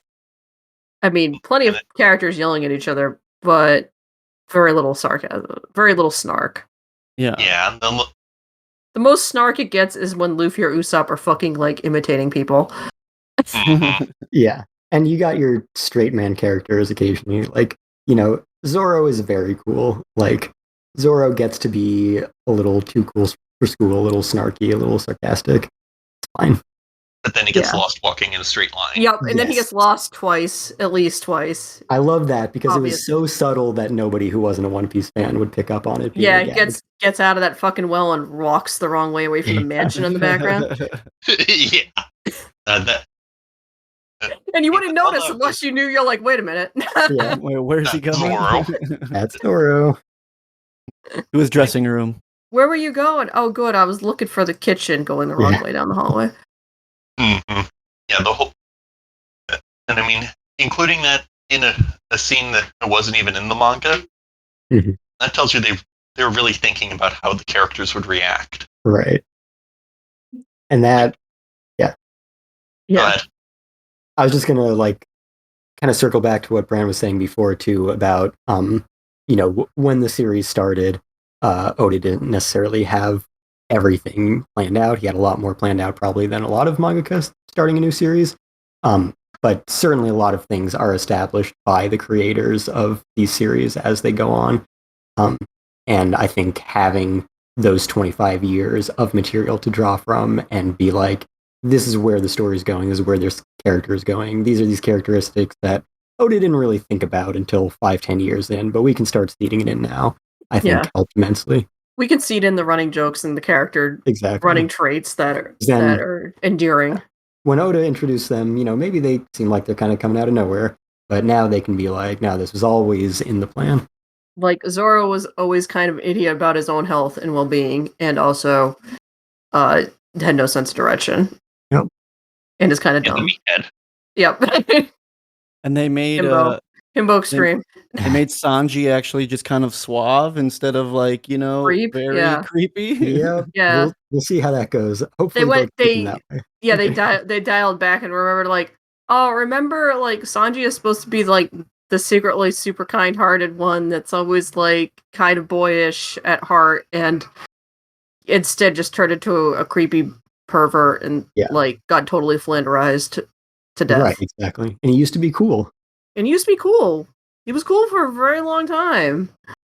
And yeah, I think the how much they've changed already about the plot and the structure and the characters, like getting rid of Sanji's problematic sex pest tendencies is the easiest thing. So I have like almost absolute confidence that he's the Sanji that we see now. He's going to stay that way. Yeah, they're not gonna turn him into. They're not gonna turn him into fucking trans panic. Yeah. Oh god. Oda's walked that back a lot. Yes. Yes. Not much better. He's had a very long time to come to like get educated. Yes. and that shows in more recent chapters and characters and stuff totally handled completely differently. And like I always say this with even just manga to anime adaptations, which generally don't change that much, but if you can change something to make it better, then fucking go for it. I don't care how much it's like the original. I already have the original. It's great. Why would I want that again? Just like the Disney movies. Like, why do I just want to see that reenacted? I don't need a reenactment. It was made for animation. If you can make something that will utilize its medium better, if you can make something that can improve some aspect with 25 years of retrospection, then absolutely do that. I think I certainly don't like the live action One Piece as much as the manga or anime, and I'm sure I never will. But I think there are things that they improved. There are certainly things that are worse, but I can understand the decisions. But they improved things here and there. And that's can we talk about like something like a lot of people were very down on the whole Usopp like arc. Yeah, they cut his kids, they cut his like little like gang of kids or whatever. But man, making Butchie and Sham like attendants in the fucking mansion. Yeah. And that's brilliant. Makes total sense. Gender swapping Sham to be a maid cat girl. I will say that was one of the few I felt like cosplay. Well, yeah, they both had really stupid costumes, but they're also like they look that way in the manga. Exactly. Yeah, they look that way in the manga. They looked really dumb originally. They look really dumb in the show, but at least now it's like also they're in this like Kaya's man. Talk about set design. Kaya's mansion. Holy fucking shit! Oh, that was so extra. Mm-hmm. They were just rooms full of plates on the walls. Like the kitchen was mad. I'm like, what the fuck is this set? The set is ridiculous. Yeah. Everything about that set was mental, like completely crazy. And the fact that those two dressed up like that, I was like, yeah, you know what? He would fucking put a fucking like cape, like a fucking like king's like cape on for this bullshit. Yeah. I think that speaks to what Skyler was saying about it being silly, but I feel like the important thing isn't just that they accepted it as being silly, is that they were genuine. Everything in One Piece is genuine. Like everyone is this way where they're their own wacky style. Like I'm a cat girl, or like I'm a this or that, or like whatever powers you have or however you dress or look. Like everyone just kind of rolls with it. Yeah, like it's like if everything in the universe is weird, then nothing is. Yeah. So like that Marine's dressed up like a rat. He just is a rat. Like it's he kind of is a rat. So it's like his name is Japanese. It's just the Japanese word for rat. It's like yep. This dude is just like you know what he is when he walks on screen. It's like okay. We're like we're just gonna like hang this little lampshade here. It's not even a lampshade. It's just a fucking spotlight. That's why I'd love to see some reactions from people who have no exposure to One Piece. Just like average live action media consumers. See if they're like, what the fuck's this? Because we're so desensitized at this point. Like, yeah, or like we said earlier, everything is sarcastic. So like if people like can't believe in the world building being set up, they need someone to like remind them that we're not in the real world. Like if I would have turned this on and Helmeppo walks up to Garp and is like, is that a dog on your head? I would have like immediately turned it off. But like, no one acknowledges any of that stuff because it's just part of who they are. I think the one exception is the which we got in like the first teaser. All great fighters yell out their finishing moves, which it's like it's kind of that.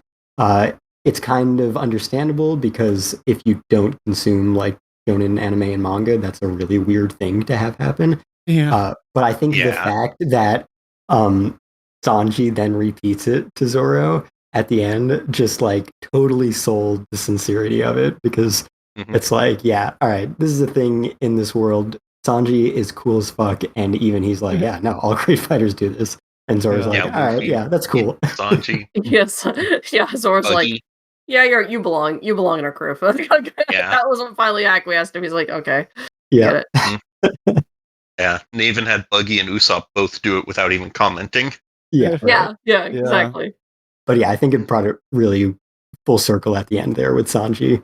To be like, yes, this is a thing that's just understood by people who aren't too cool like Zoro. And now that he accepts it, even from Sanji, we'll probably get some of his yelling out finishing moves as well. If anything, one of my major complaints with the live action is that it wasn't even sillier. But like I said, you kind of needed to strike a balance to make it, watchable for a general audience. Yeah. So even though I wish Zoro was dumber because he's definitely played a little more like a like sexy edgy boy, and I wish he would have been I do love the little nods to him getting lost still or just drinking beer all the time, but I would have loved if him and Luffy were just way dumber. Iñaki is amazing as Luffy. I love everything about his the way he speaks and acts, but there's a little bit lost in what's being said versus just the air that Luffy has in the anime and manga, where it's there's nothing going on up there. Yep. Whereas in the live action, he cares a little bit more. He talks with his crew a little bit more. He he levels with Nami about her past. Whereas in the anime, it was just more well, I consider her my friend, and she's crying, so I guess I'm gonna go punch Arlong. Yeah, I mean, very specifically, Luffy's oh, you're gonna talk about a backstory? I'm fucking out of here. I don't care. Yeah, he's I don't care. I don't care. I don't care. Head empty, no thoughts, just punch. Yeah, and he just falls asleep. Yeah. Yeah, Zoro takes a nap, and Luffy is intentionally, I don't want to hear about this. She's my friend. I don't care what you have to say. I don't need justification. Yeah, it's the whole she betrayed us. Oh no, she betrayed us. Oh no, she betrayed us. Oh no. And of course Sanji's no, women are always hiding something. And Luffy did walk out when they were whatever. And to the layman it looks like he's annoyed and that, whatever, and that he's walking away, but he didn't want to hear it. He didn't want to hear that. Yeah, he didn't want to hear that Nami betrayed him or anything. He's no. And then just walks away. Because Luffy, instinctually knows if people are good, and we get a lot of that from Inyaki's Luffy as well. And once he's established that, he just has unconditional love for his friends. And no backstory is going to change that one way or the other. The only other Luffy sin that was committed was when he was down in the dumps, forgot which episode, and he says, "I'm not really hungry right now." And I was that's how you know it's hardcore, though. You're oh shit. That's one of those, I get it, but also the only time the series really showed Luffy doubting himself was post Marineford. Right, exactly.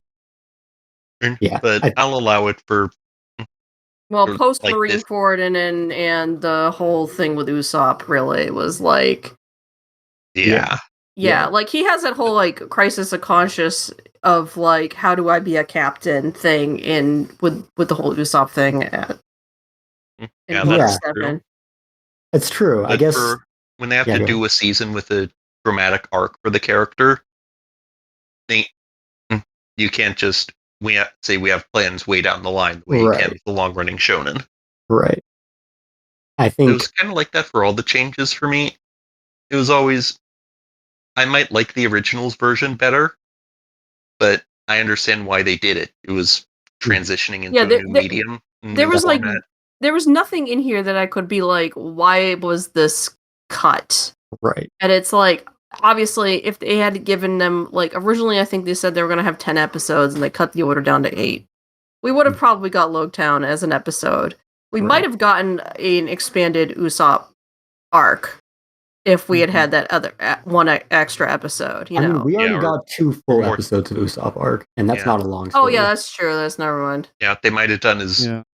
Maybe his backstory would have been more than 20 seconds. His backstory probably would have been a little longer than 20 seconds, even though it wasn't much longer on the other thing. But, it's a panel. I don't know. I think Baratie, obviously they added Arlong to it, but I think they maybe would have had Krieg.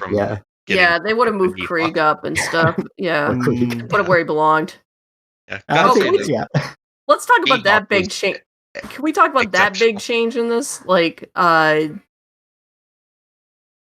they hold on, I got people yelling in there. Okay, down in front out there. Sorry.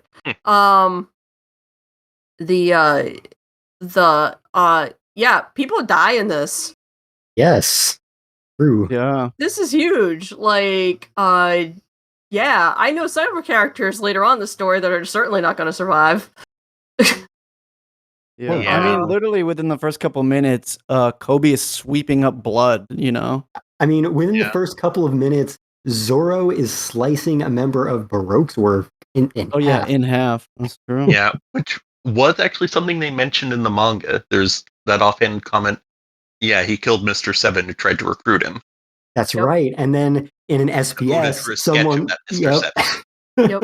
And they actually cast someone looking like Oda's goofy sketch. His little goofy sketch with the guy with the pointy hair. Well, guess what? That's what Mr. 7 looks. The original with Mr. 7 looks like. On his face. Yep. Yeah. Brilliant detail. Yeah. Oh. Yep. One gag I hope if it gets another season they keep in Mr. 3's introduction. He says like, "Hey, be quiet. I don't want anyone to know I'm Mr. 3." And then just a direct shot of his hair. It's a giant tree. Yeah.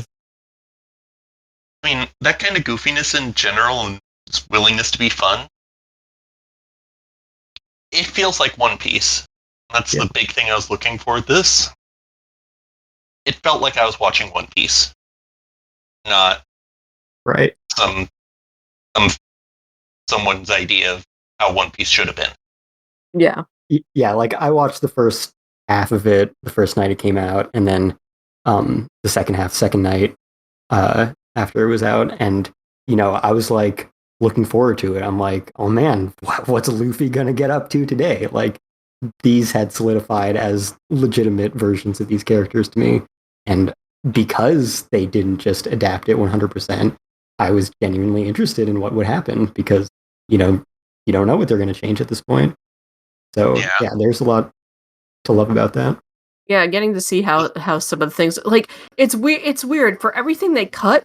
They didn't cut it completely. Like Don Creek, he didn't have to be there at all. They threw him in there, cut him down, but they threw him in there. I mean, like we just said about the old Mr. 7, like just the levels of care and attention and Easter eggs. Yeah, that's a deep cut, but like it was cool to move it up. Then we established that Baroque Works is a thing that exists. They will come back around next season. So like it's like they can set up all this stuff that comes later, and in it's subtle and not so subtle ways. Like there are pirate posters in the one of the very first scenes that it's got a poster of Foxy and Cavendish and Bellamy. Yeah, that was really Django. Cool. There's a poster of Django. He never shows up.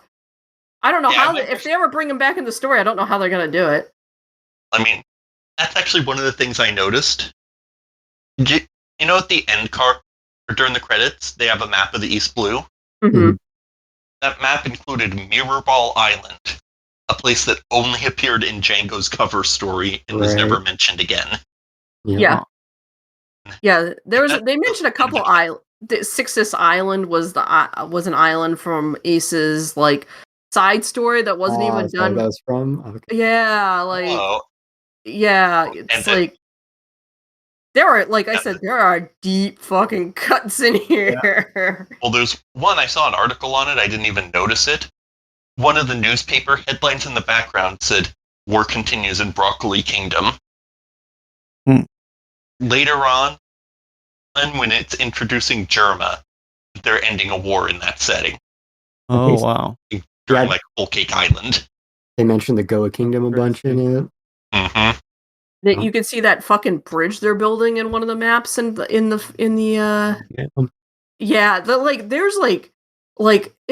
there are Easter eggs, and then there's just no, these are just fucking deep cuts. They're just peppering this world building in there. So years later, somebody years later, God for in our best dreams that this keeps going and keeps being good, could go back and be like, oh my god, or it drags people into reading the manga, and then they start noticing these things, and then be like, go back for a rewatch and be like, oh my god. Yeah, this was made by One Piece fans. Yeah. Like, this is literally stuff that only Greg cares about and would notice. Yeah, exactly. It's like, hey, this thing. And it's like, and the reason I only noticed half the shit was I went back and watched somebody's like YouTube breakdown of like every little thing, and I noticed a bunch of stuff like, oh yeah, like, you know, some of the more obvious stuff, but like even like the logos on the fucking barrels and boxes and like random islands mentioned, they're all like real locations. I want that fucking map. They have all these maps drawn, and I'm like, oh, I want a One Piece map of the world when this is over, because they're drawing fucking everything, and Oda's never done that unless he fucking has a map and they have the map. Probably. I bet Oda has a map. And Naki got to hold that feels like something he would do. Yeah, definitely. Yeah. And then one other thing I wanted to bring up that I basically spent the entire time watching and anticipating this. Nami's breakdown in Arlong Park and asking Luffy for help. Yeah. Yeah. We always wanted to see how well these big emotional scenes were gonna pay off. Yeah. I mean, and out of all of the children flashbacks, it's like, yeah, Sanji's and Nami's had the best child flashbacks with the best child actors in them. Sanji's was actually more faithful than the anime. Oh yeah. Zeph fucking eating his own leg. Mm-hmm. They also got some of the best like they got the kid that's in Sweet Tooth and Cocaine Bear to be, young Sanji. Oh, that was him. You're right. And he's a really good child actor, so he had to pull off Taz's like Canary Island accent. Like, I'm like, this kid's fucking talented, man. That is one thing that I thought was funny, was that young Luffy has absolutely no accent, and then Inuyaki has a very thick accent. Yeah. I think that was one of the other things with the pacing that I wasn't too fond of, was the flashbacks were handled strange, and mainly because they were handled differently, because some of them were split up instead of just one straight line. Yeah, exactly. The first two were split up, and then the last couples were just like all at once. And I didn't really like it with Luffy's until he was being drowned by Buggy, and then they juxtaposed that to when Shanks saved him from the sea beast. I liked it when it got to that point. I was like, okay, I get why they're splitting up for this. I think the one that felt the most out of place were Zoro's flashbacks. Were just kind of like haphazardly stuck between everything happening on Syrup Village. So, but unfortunately, that's kind of always been the case. Like, they already moved it around in the anime, and all three versions of it that all take place at different points in the story all feel kind of out of place, because there isn't that much like serious Zoro material. I mean, like, I guess his fight with Mihawk would be the most appropriate time. Yeah, that was the only time I thought. But then that episode, I think, already had a backstory. Yeah, you need that setup to give the fight meaning. Yeah. Can't really have it happen during. Yeah, they didn't really have a good place. Yeah, they didn't really have a good place to put Zoro's thing. So, hey, we throw him down a well, and he's got to climb the fuck out of it. So, hey. Better than throwing him downstairs. This is. Oh God! Did you see the TikTok video from Guida's actress? No. Oh, I'm gonna pull it up. So fucking funny. So about the Zoro Mihawk fight, that was really well done. Just the fight choreography. A lot of the fights were really well done. Like, I mean, there's a meme going around about a bent like sword, but that's that's stunt issues, That's Cinema Sims level stuff. Nobody notices that when you're watching the scene. You only notice if you still shot it. Exactly. Yeah. Just it's like still shotting animation. You get like 6 heads on a what do they call it? Smear, smear, yeah. Right. It's like you weren't meant to see this. Your eyes are just supposed to blur over that. I think, given the absurdity of some of the fighting in One Piece, how they were able to sell it was really impressive, because Zoro uses that third sword a lot less than he does in the manga and anime, but he still uses it, and it's faithful, and it looks right, even though it shouldn't. Yeah, I know. I'm like, how the fuck did they make that work in live action? I'm like, I'm damn impressed with that. Yeah, I do love that Luffy in the live action is like, where does he put that thing? Yeah. He's Will be the obvious I- question. It's like, what do you do with the third sword? Yeah. And no, the Just answer's not imagining up the to that. people new to One Piece who don't know anything Right. and wondering that same thing. Yeah. Exactly. Yeah. Yeah. I think that's what some of the like, wink at the audience commentary is for people who are completely new to this. Like, you need a little bit of that. Yeah, and like everyone who knows anything at all about anime, they knows three swords. Some of the other stunts, like Mihawk fighting incredibly with a toothpick, like essentially, Yeah. Yeah. that was cool. And keeping in him cutting a ship in half. Yep. Yeah. Yeah, that Same whole scene ship, was just different setting. Yeah, that whole scene was really extra. It was just like he's just like doo. Yeah, like Garp calls up someone we haven't seen before, and it's a dude standing in the middle of a war zone and fighting off an entire pirate crew by himself. Because they woke him up from a nap.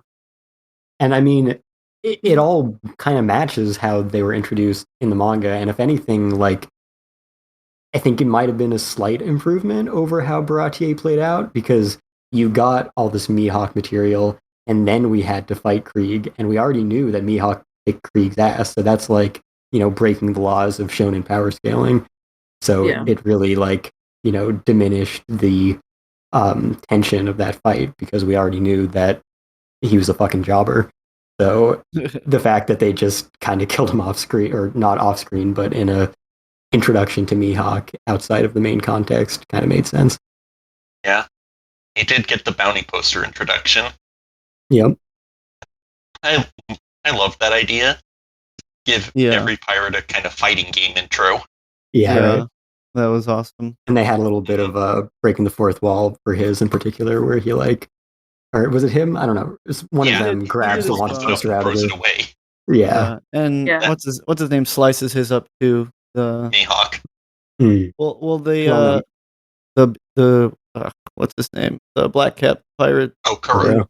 Yeah, Kuro slices his up as well. Arlong grabs his and shreds it with his teeth, and yeah. Mm-hmm. Yeah. Oh, that was cool. That was cool. Yeah. Speaking of just Arlong Park in general, I think the manga did a better job, and the anime did a better job of setting up Nami's relationship with the villagers and the complexity there. Yeah. But yeah, in the live action, they had no idea what she was doing, and in the everything else, they knew that they were in on it essentially. But yeah, but for me, her breakdown still hit just as hard. Like, some of it was excellent acting. Yeah, that's definitely like the most important moment of East Blue. Mm-hmm. I think they hit most of those emotional moments like that, and then Zoro promising to never lose again was really well done. All of those scenes were very faithful. The only thing, like the Zoro one, they kind of hit all the points where I was like, yeah, except the one thing at the end of his speech, he didn't say like, that okay with you, king of the pirates. No. That was the only thing that they missed there, but everything else about it was perfect. Yeah, him saying scars on the back or swordsman's shame. Yep. Yeah, I was so waiting for that line. I'm like, say the line. Say so many great lines in that, like Mihawk's, I don't hunt rabbits with cannonballs. Scars on a back. The whole vow to become greatest swordsman, and the whole like, holding his bandana over his one eye and putting his sword up in the air. Yeah. Good shit.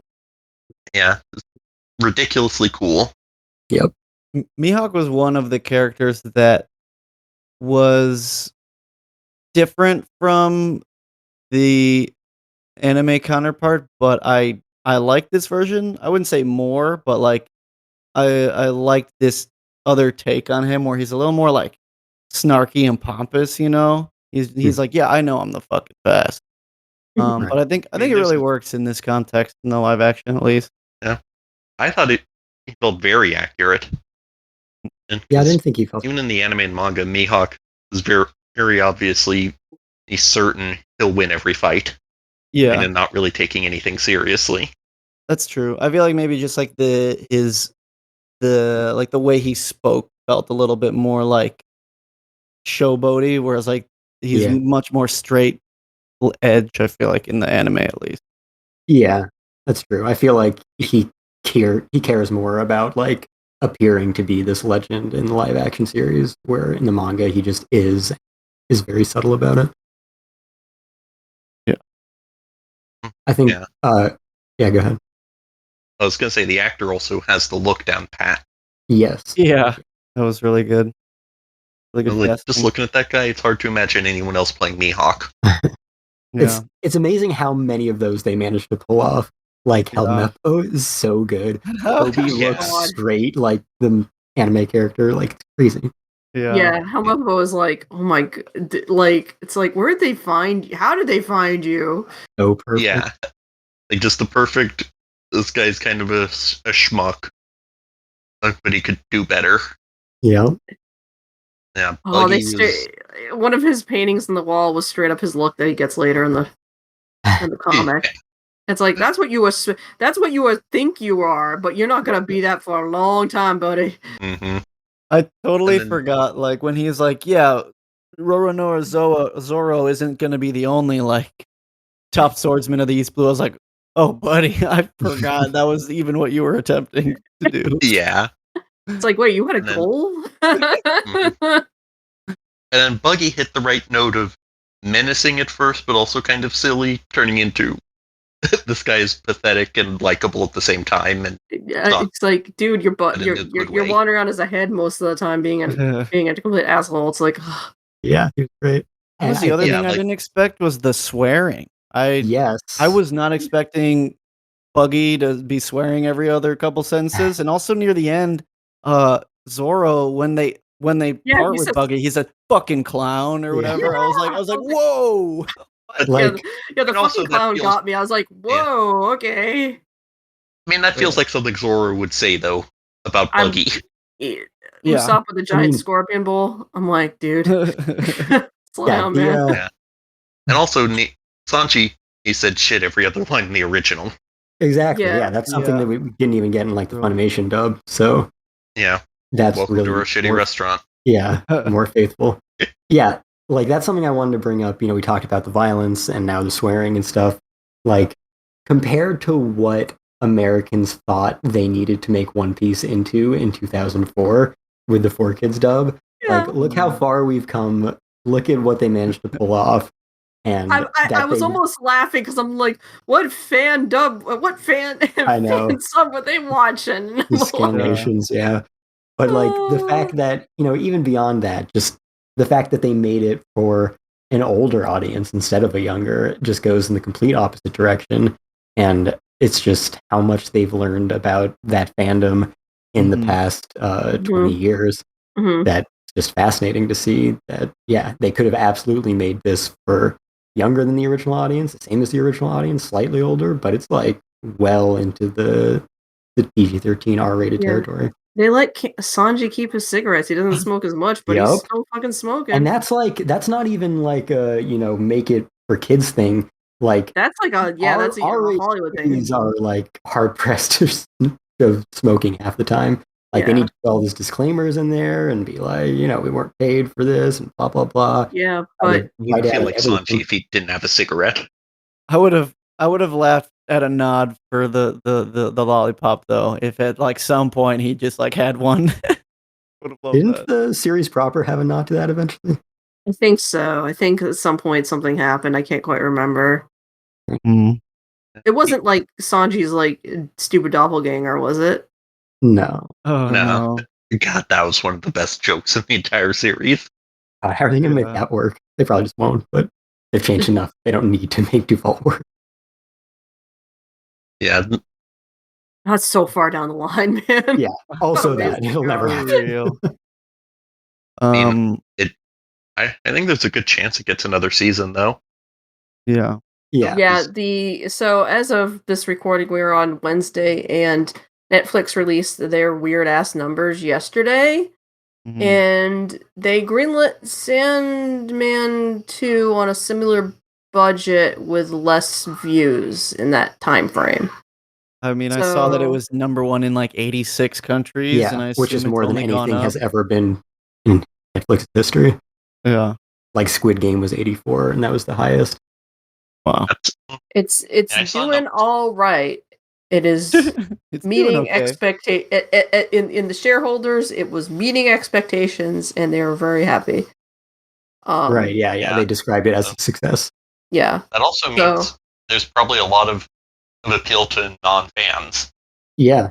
Yeah. Well, there has this is to when we get into the fun stuff I've been seeing online, because I do pay attention to other discussions and other places, and there's a lot of anecdotal evidence of people getting called by family members, or talked to by family members, going, "Hey, have you checked out this One Piece show?" From moms and grandparents and random ass cousins and stuff, and people like, "What the fuck just happened?" Yeah. And they're very, and like people who have been into One Piece for years are like, "Oh my god, oh my god." I'm getting, like, people at my work were talking about the show who have no knowledge of any of this. Yeah, because like, I mean, it is #1 on Netflix. That is a The big first thing. thing that pops up when you turn on Netflix. Yes, it is very heavily promoted. Like, what, hundreds of millions of people have Netflix, and that is getting shoved in their face first thing. That is I huge. looked up their subscriber numbers, and they have like 220 something million. Yeah. Like, that is not, like, anime has gotten huge in the past 10 years, but not that kind of huge. Yeah. Not #1 on Netflix. Like, Not my that's grandparents as are ubiquitous randomly, as you can get. like, not the people going, "My dad was watching that," like the whole, it's the whole like, "Oh, this was on," and then you forget, like, lowest common denominator. Back in the day, Hee Haw was the most watched. I mean, like, like the Beverly Hillbillies were the most watched television show back in the day, and like, everyone, we forget that, like, the general viewing audience can be completely and perfectly down with the goofiest fucking shit imaginable. Yeah, But we have especially forgotten now. this. We have forgotten this as a society. And it, like, I think maybe we were giving, like, like, projecting the whole, oh, super serious, like, Breaking Bad / like Sopranos, like prestige television thing, and we've forgotten that there's a whole general audience out there that is just chilled to sit down with, like, a drink and be like, "What random shit is on?" and watch bad B movies they found on something at 2 o'clock in the morning, or a goofy show about pirates. The 1960s Batman was the biggest show on TV. Even that aired. And I think I actually wanted to mention, like, Batman, because I think we had the 1960s series, and then it went through, like, the Tim Burton era of becoming much more serious than superhero movies had been before. But still Tim Burton. Yeah. But kind of dark and gritty, relatively speaking. And then the fucking Schumacher ones that just went completely off the wall. But then Nolan brought it back around to way darker and way grittier and way more realistic than, again, anything had ever been at that point. And then those were such a huge success that everyone tried to replicate that and didn't understand why it worked and failed, and didn't understand that you can't do that with all superheroes who aren't Batman. Give us Zack Snyder. Yeah, exactly. Yeah, like, Superman is not supposed to be that dark and gritty. Superman is about optimism. No, he's gonna be dark and gritty. Ugh. So yeah, I think there's a lot of that, like, if you're making a cartoon, if you're making a comic book into a live action series or movie, like, understand some of the appeal of why that medium worked in the first place, especially if it, like, really leans on it, and how is that going to translate to an audience who's going to watch the show. It can't be, like Buggy, all fears were that he would just be the Joker. And from his first little cameo at the end of the first episode, it looked like that might be the case. But no, he's fucking buggy. He's as menacing as he was supposed to be at the beginning of the series, and then he's as goofy as he's supposed to be for his reappearances. It really is hard to hit that exact balance of pathetic and likable. Yeah. But he does it. And yeah, I think that, kind of going back to what I was talking about with the early interconnectivity and what were we talking about? Like, seeding in all these things from all the many years of knowledge of where it would go. I think that, yeah, having all of these characters be like recurring right from the beginning makes a lot more sense. And what I mentioned about Oda's very arc-based storytelling, like, it works, it's great, but if you step back and think about it, not only are we not seeing the other side of the world or really understanding why it works this way until much, much later, but it's like very, very contrived. Like, every time the Straw Hats happen to visit a location, the biggest thing in that location's history happens all of a sudden, and if they weren't there to save the day, then everything would just go to shit. Like, that is so contrived, but we just totally accept it with One Piece. The fact that they tied all of these things together to be like, okay, they have the Navy chasing them all the time. They're calling up a warlord of the sea. All of these things are connected. Arlong knows about all the stuff that's going on. He talked to Buggy, and he was the one who attacked Luffy. All of these things are connected, and Usopp's story is still very timely and contrived, but just about everything else is like they're working in ways to make this make sense in a cause and effect kind of manner. Yeah, they added. I love the addition of the little earpiece. Yep. Denmushi. Oh yeah. I'm like, this is logical and expected. I'm like, this is smart. I also like how it's still fucking a dial. Like, she cracks open a little thing and it's still fucking like rotary phone dial. I'm like, that's great. So One Piece. Like, that is. How else would you dial something on a snail? I mean, you wouldn't. You'd have to go in circles, right? I mean, that's the whole point. Mm-hmm. God, it's so. That's exactly the kind of thing that would exist in the One Piece world that they added. Yeah. Definitely. Although, I will say one of the things I like about One Piece, actually, is not everything that goes on is directly connected to the Straw Hats. It's like everyone is having their own adventure, and they sometimes intersect. Right. True. But also, you're forgetting, Kestrel. There's the Will of D. Uh-huh. Everybody who has the Will of D, shit happens around them. I mean, true. So there you go. There's your explanation. Yeah. I don't need an explanation. Like, I've eaten this shit up for 20 years.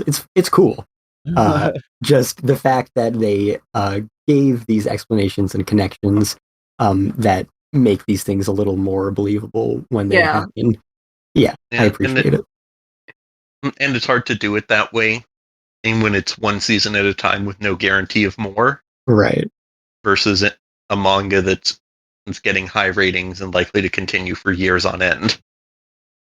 Yeah, that's a good point. Like, the Netflix model of release the whole season at once, and we don't know if there will ever be more, really lends itself to having an overarching plot for the season that has a beginning, middle, and end that weaves throughout the whole thing and feels conclusive at the end.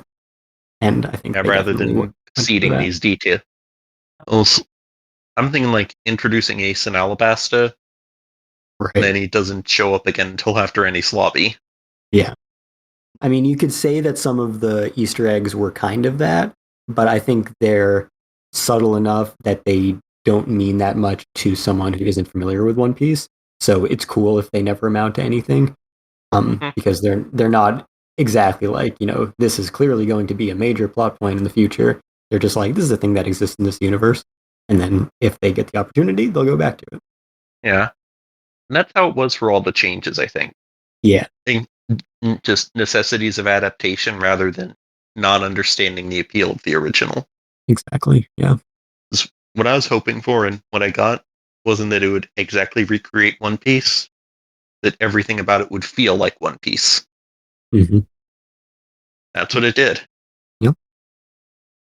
Yeah, and I think this is something I've said about adaptations a lot, especially like Hollywood live action adaptations.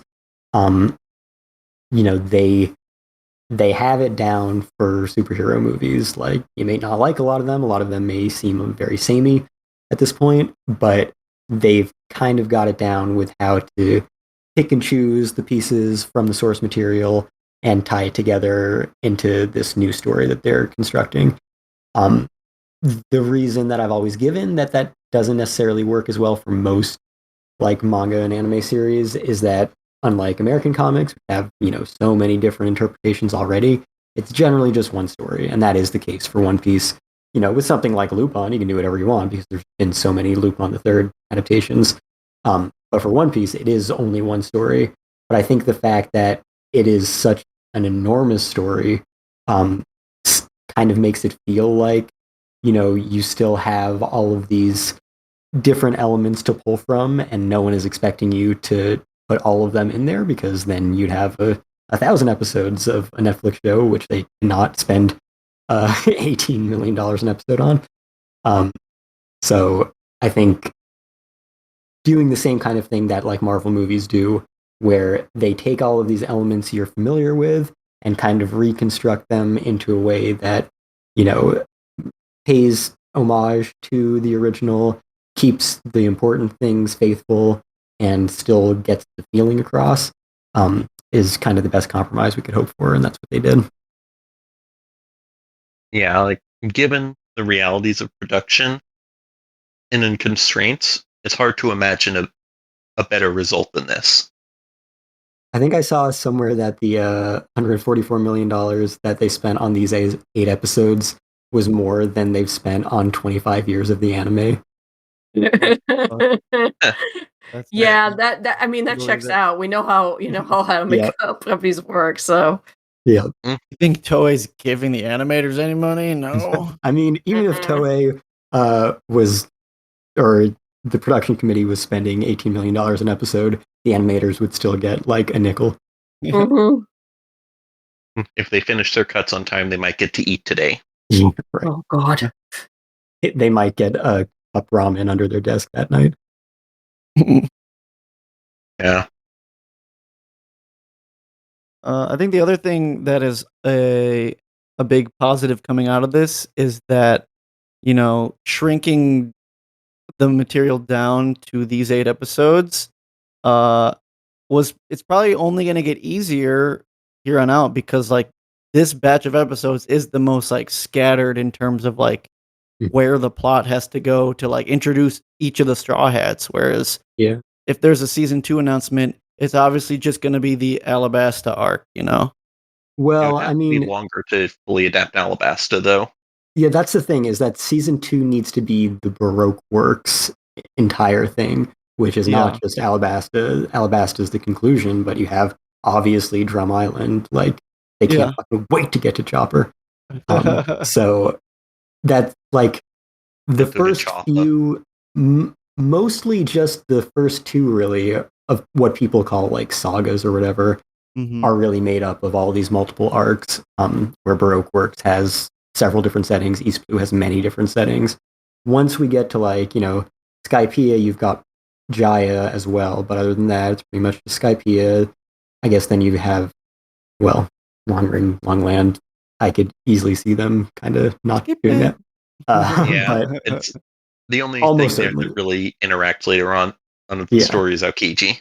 Right, and obviously they've already introduced characters in completely different settings from East Blue, so definitely could see them skipping that. So then it's just Water 7 and Enies Lobby as one, and then Thriller Bark. Once we get to Thriller Bark, it's like every arc is just standalone, easily takes up a full season or more.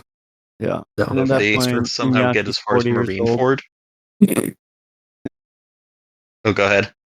I was just saying, yeah, at that point, Inyaki's 40 years old. Yeah, right, yeah. That's always the problem. I mean, at least they aren't young children that they have to keep going for decades. So hopefully Hollywood Magic, they can make them look about the same age for long enough. Yeah, that shouldn't be too hard to do unless somebody really lets themselves go, but I don't think this can happen. Yeah. I'm just wondering how they would do Marineford if they got that far. Because it's essentially an entire arc. It's a Lord of the Rings size battle. Mm-hmm. Yeah, I mean, they've done Lord of the Rings, they've done Game of Thrones, they've done like of the Avengers movies, Infinity War, Endgame, like these huge scale battles. I think it could work. Yeah. I think more than 2 people will die in their adaptation of it. Maybe. I'm just wondering how they'd keep that going for as long as Marineford is. Yeah. There's really not a lot you can cut out of that. Yeah, I mean, I think I would have said the same thing about a lot of East Blue that did end up getting completely scrapped. Because, like, not only do they turn 100 chapters into 8 episodes, but half of those 8 episodes are events that don't happen at all in the manga, like the whole Navy B plot. That's all added material. So really, it's like 100 chapters in 4 episodes. So they cut out so much. So I think seeing how they did that, and again, the way that they kind of like Marvelize it, where they just take the little bits and pieces and make this homunculus of all the things that they want to include. I think anything is kind of on the chopping block potentially.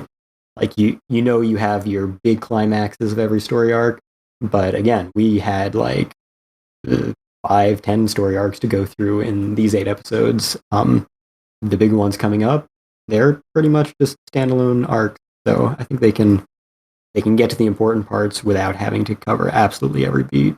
Because I think Oda's pacing obviously was a lot brisker back in the day.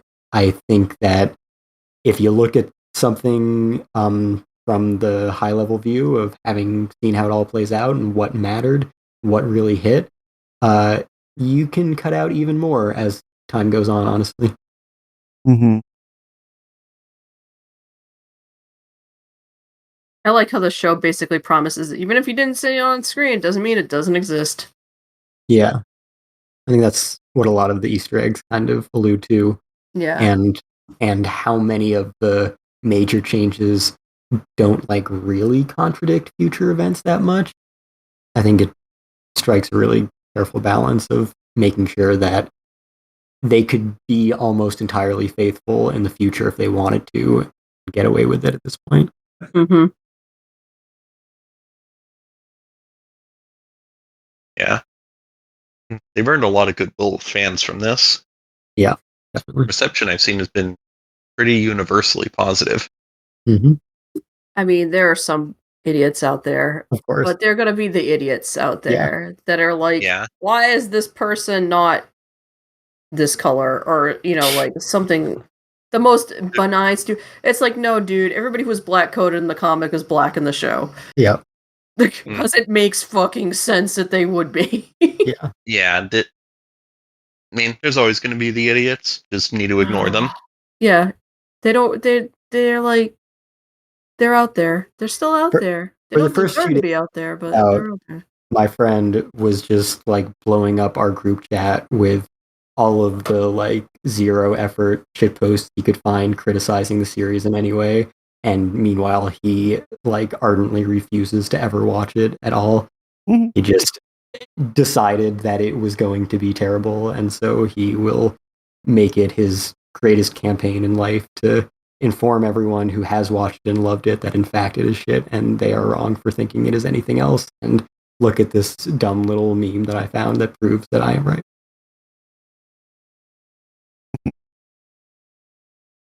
I'm sure he's living a fulfilling life. It's like, don't you have something better to do than troll? For some people, the answer is no. Yeah, apparently not. I mean, that's the thing is like we're at a point where it's become the expectation that a live action anime can't work. Right. For the most part, there are ones that work. I still think the gold standard is the live action Speed Racer movie. Hot take. I don't think it's that hot of a take. No, But- there are a lot of fans of that, like Yeah. hard people that are really get what that movie was going for. Yeah. But still, I think it's stigmatized enough that, Mhm. a lot of people, want it to fail. Yes. It's like a thing that happens naturally. Yeah, because people want to be proven right. And I've never been so happy to be proven. Yeah.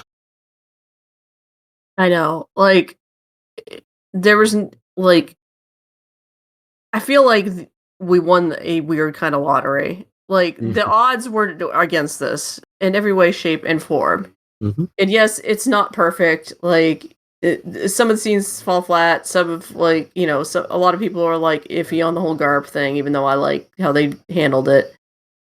And yeah, anybody got their biggest? I want to hear everybody's biggest surprise coming out of this. Surprise!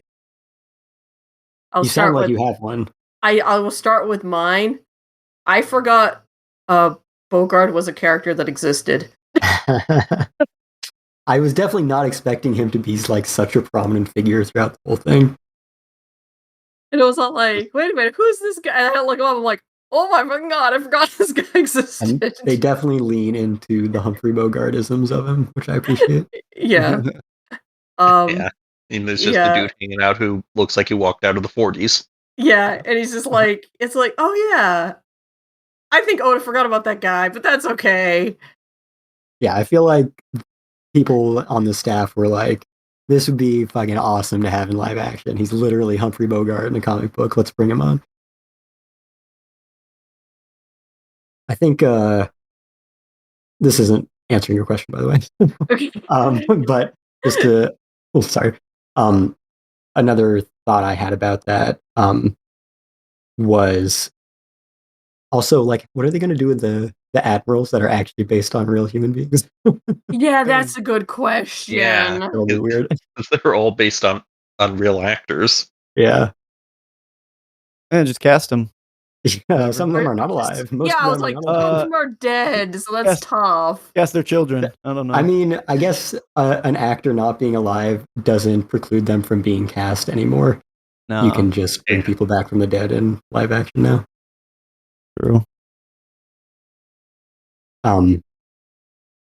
But yeah, I think the Bogart, yeah, that was a deep cut. I think we've been talking about how much this is clearly made by fans. I got the sense from Cowboy Bebop that it had some like really passionate fans who really wanted to do it justice behind the production. And I think Netflix and other executives and,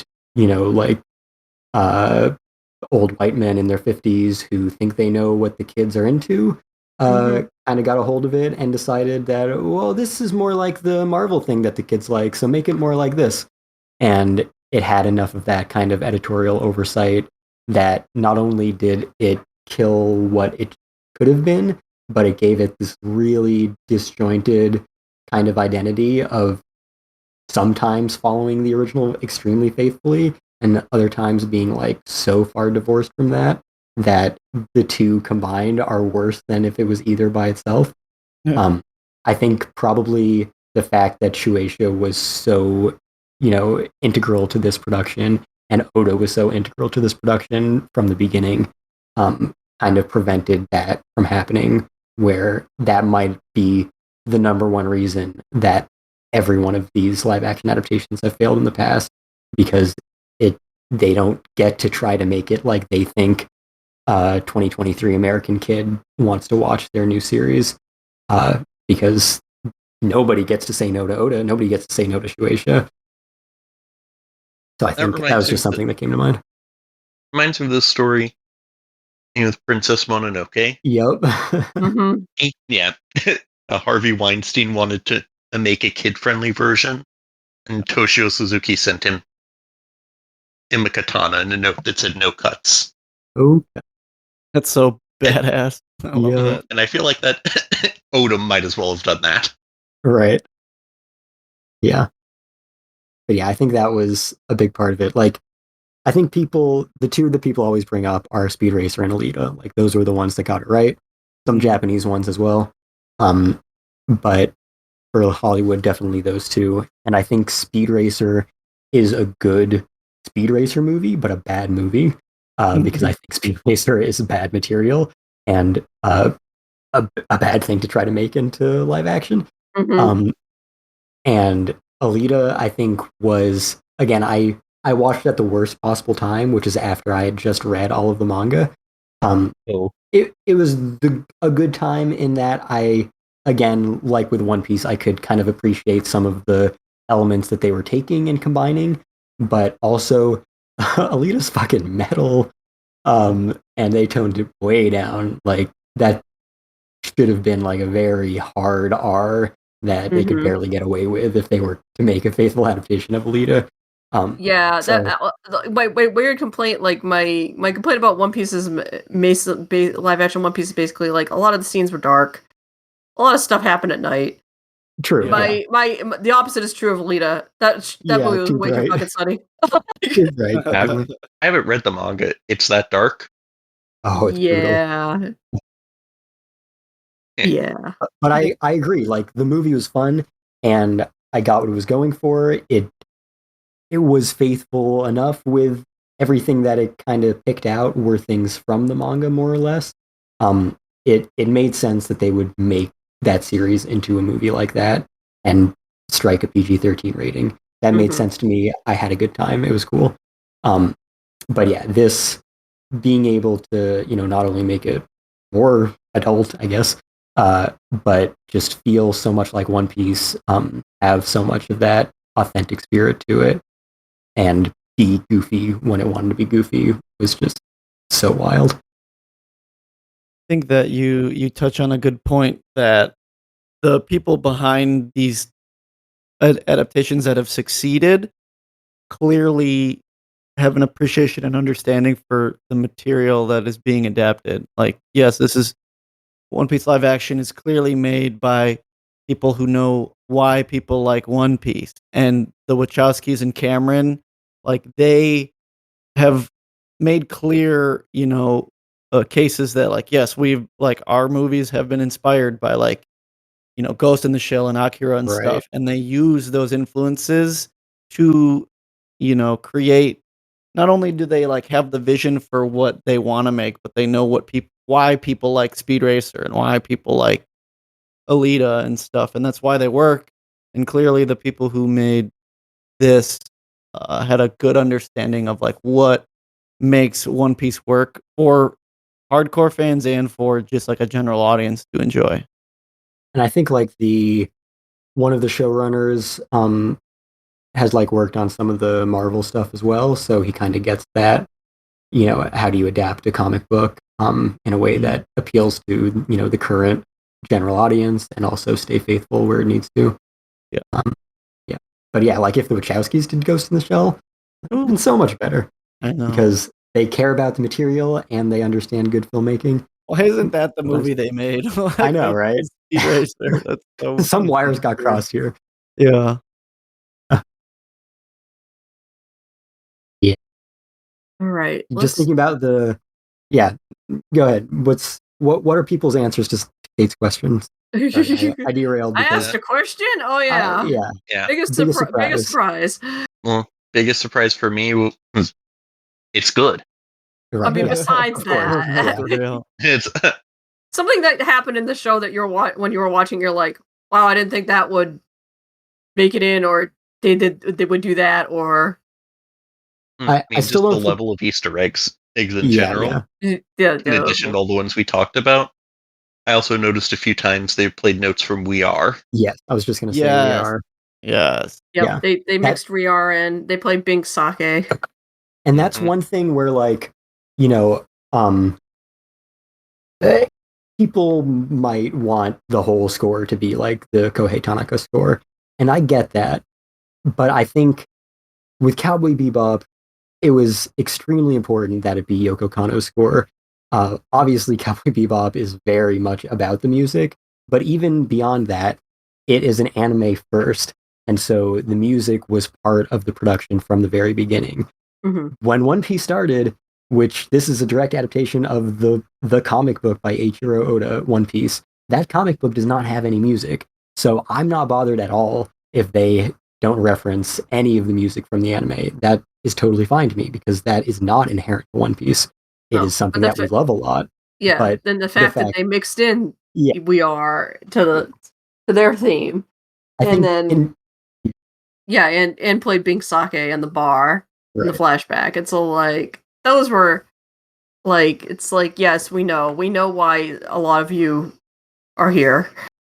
I think in general, I was not that impressed by the score. I think they kind of had that one little melody and they used it over and over again.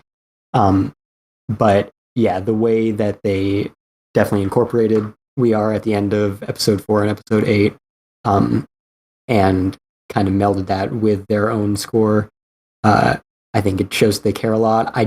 I would have loved it a lot if they did some nod to Overtaken for the March on Arlong Park. I know, that would have been cool. That would have been really powerful because at least they got like the poses down. But the whole like march in general was not quite there because like, oh, now the village's on fire. Actually, we're not just coming in and wrecking shit immediately.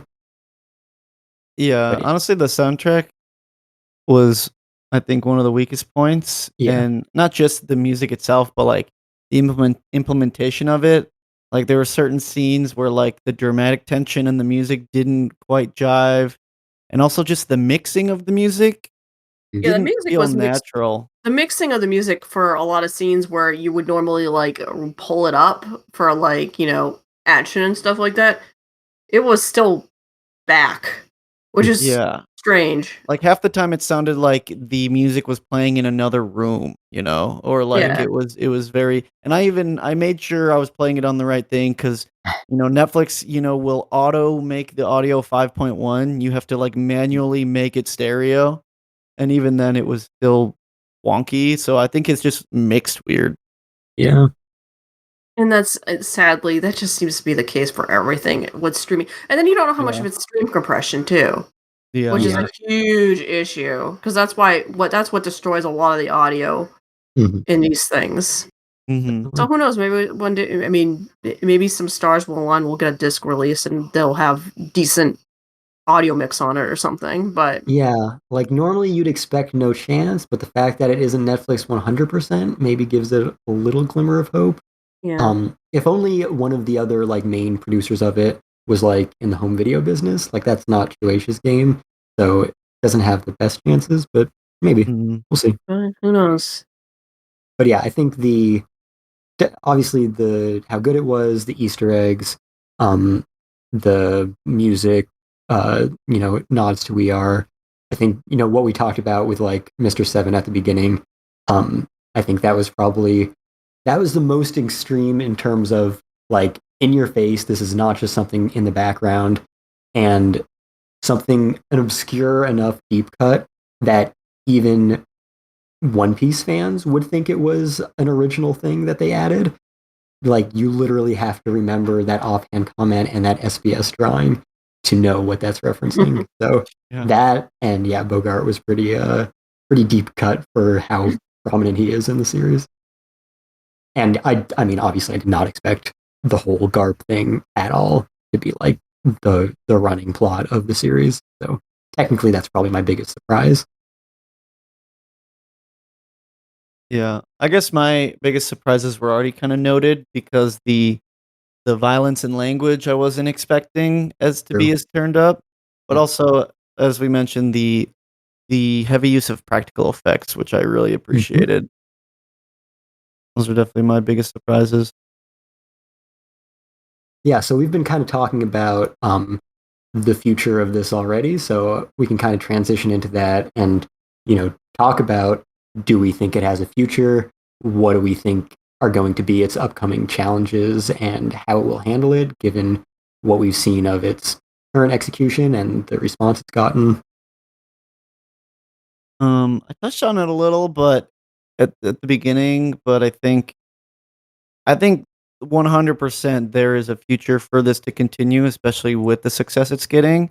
Right. It's just the execution of that is going to just be exponentially harder the further we get into this thing, because the first couple arcs you can get by with a lot of practical effects, because like the story's still down to earth enough that like they can do practical like sword fights with Zoro and like them just like kicking low level like mobs of dudes. But we're gonna get to a point where giants are introduced and more like fisherman stuff and more sea beast stuff. There's just like the world as it gets bigger just gets more and more unbelievable. Yeah. So Larger than life, very cartoony. yeah, like, and not even that far down the line. Like Skypia is going to be such a monumentally weird thing to pull off, and even like Chopper, it's like the Right. next Chopper's thing. the big question, right? The next big question is like, what is that dude gonna look like? Yeah. I think, last episode, Kate mentioned that she really wants a practical Chopper. Yeah. And, I wrote it off initially, but, between the amount of practical effects they're doing already and what we've got with like Grogu and the Mandalorian, they could work something out with like a animatronic puppet powered base with some CG enhancements on top of it. I think it's possible. I think CG on top of practical effects would be the best way. Yeah. Yeah, CG for like some of the other forms, but I think the main one should definitely be like just call Jim Henson creation. I think CG for when you compliment him and he gets all wiggly and he's like, stop Right, it. Yeah. That wouldn't be. I mean, like I feel like we've got the emotive Muppet thing down for ages, and you can just call the creature shop and see like, we need the cutest fucking thing. Make the cutest fucking little reindeer thing, and they'd be like on it. But I mean, the default expectation is definitely full CG, right? Like Rocket Probably. from Guardians of the Galaxy, that kind of thing. Yeah, they'll have to like figure out what works best for whatever they do. Yeah. But it would. I think Brainpoint should be a Muppet, and everything else should be CG. Yeah, and I mean, they full tokusatsu, whatever. Let's just. Yeah, I mean, honestly, with the way the Fishmen were done, like you could have a dude just like acting with sort of like prosthetics on, like they can make it work. I think unless they do full CG and make him look like really cartoony, like I guess the the closest, especially since they're voiced by the same actress in Japanese, like Detective Pikachu. How they made all the Pokemon, like obviously they're all full CG, but they give them a little more texture than you'd get in like any of the games, so that they blend in a little bit better. Like, I see it being a little bit more like that, and even though he's going to be this adorable mascot and this Pikachu-like character, I think if he's going to fit into this live-action One Piece world they've created at all, he's going to need to be original Chopper design forever, because original Chopper design actually looks like a reindeer a little bit, instead of just a Pokemon. So I think giving him that kind of snout and making him furry and making him look like an animal instead of just a cute alien mascot, I think is going to go a long way. They could do like a Where the Wild Things Are thing, where they do like the faces as CG and the bodies as practical. I don't know if I like. I think they'll definitely like that. Like that's got to be their biggest challenge of the next season, assuming that there will be a next season, because not only is it the hardest thing to pull off, but it's the most important, both in terms of him being a main character and being the biggest merchandising opportunity. So they have to strike the balance just perfect. And I mean, the less they change him, the less they have to like change the merchandise. Like they can kind of use the existing merchandise. All those designs. It is interesting, like there are figures of Iñaki Luffy now. Yeah, that was weird. Yeah. I don't think I like those. It's bizarre. I think that's kind of what I'll say about the series in general is it's very bizarre, very surreal. I can't believe it exists, and I love it. I think the other Agreed. thing I'm thinking about with the future of the show is like how if it remains or like continues to be as successful as it is, how likely are they going to keep it to like the at least in terms of casting? How are they going to keep it the way it is? Right. Because I know there's the rumblings of like Jamie Lee Curtis wants to be Kureha. It's like, Yeah. all right, well, if we get someone as big as Jamie Lee Curtis, like, what does that open the door to? Yeah. I think that's something I had been thinking about even outside of her interest in playing that character.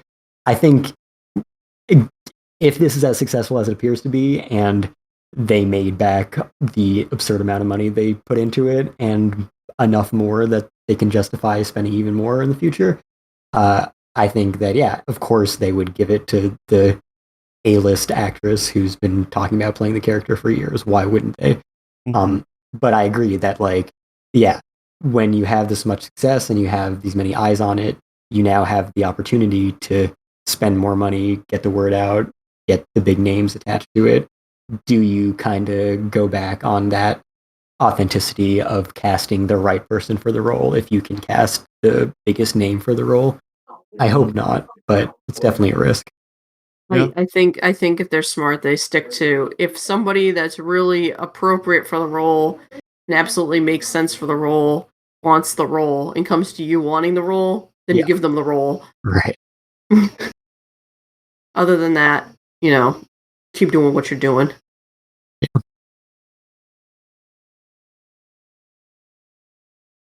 Yeah, any other thoughts about the future of the series? The response you've seen? We can kind of transition into what we think about its impact on One Piece, especially in the US. If we got nothing else about what we think for its future. It's hard to say what the impact will be to One Piece as, the rest of its properties because I think definitely this is putting it on people's radar that normally wouldn't find One Piece and of course I assume the anime will be trending on Netflix like right following the coattails of this. Right. But to say like Yeah.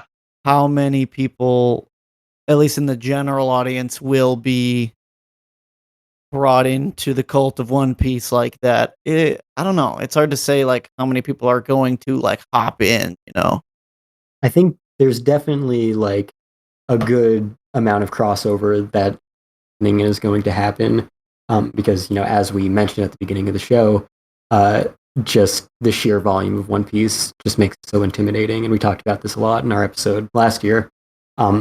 So I think a lot of people, like my wife, is gonna. She started watching live action series with me. She's gonna finish it, and then she's gonna be like recovering from surgery, and she's like, maybe I'll sit down and watch all of One Piece now.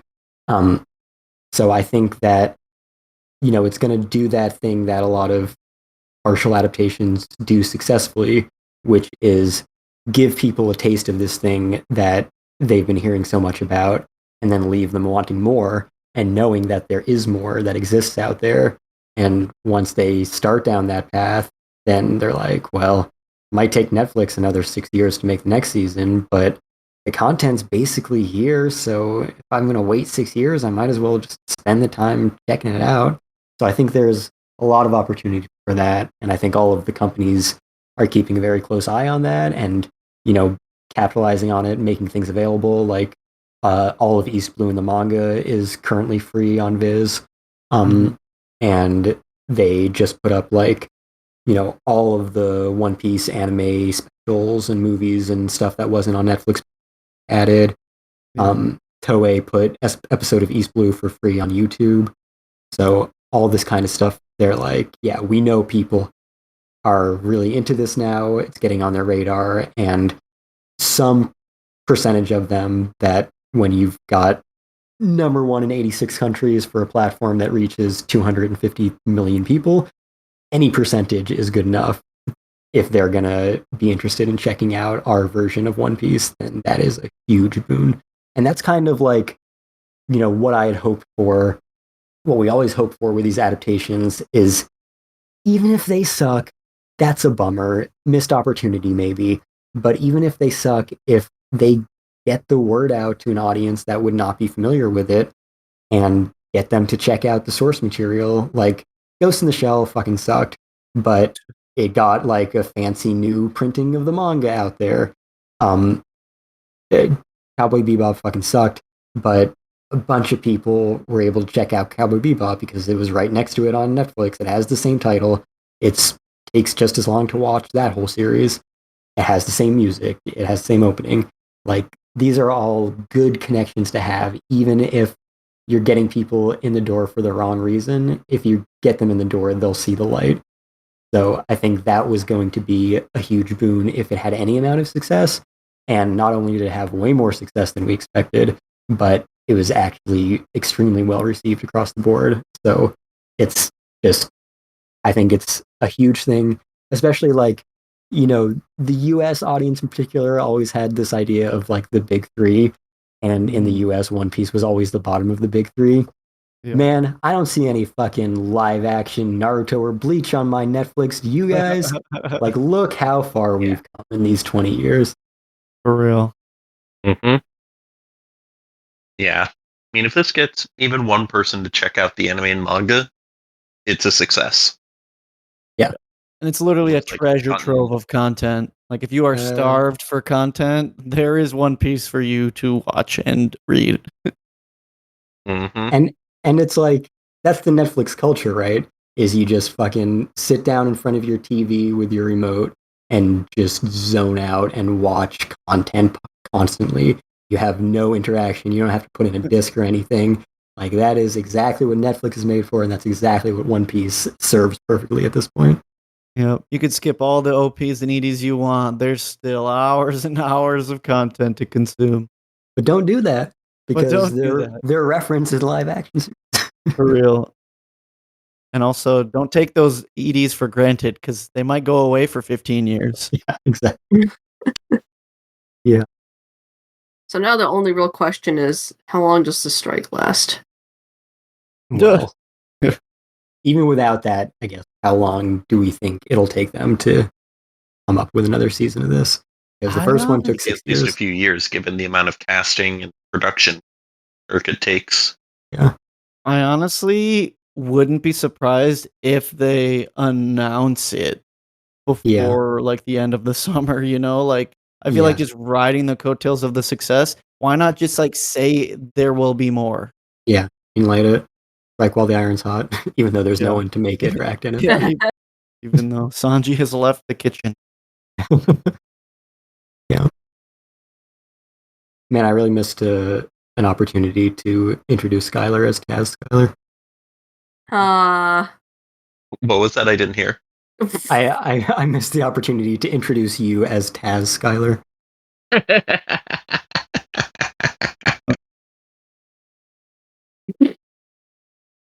Well, when we do the second season podcast. Yeah. In 5 years. I don't know. Do you have those abs? Damn. Not even close. And then of course, like, how long do we think they can really keep going? Because when you have this kind of success, you want to keep going for as long as there is material. But this is unprecedented. No one has ever had this much material to be able to adapt forever. Like, they can never get through it. They can never catch up. That's impossible. Like, nothing is that long. I mean, they can do it in 10 seasons. That's the thing too, is like One Piece also doesn't have many places that are good like breaking points. Like, even with the time skip and everything, I feel like it's not a satisfying enough conclusion where you like, if there was nothing after that, you would be like, no, I've had my fill. It's like, no, like, we can't stop there.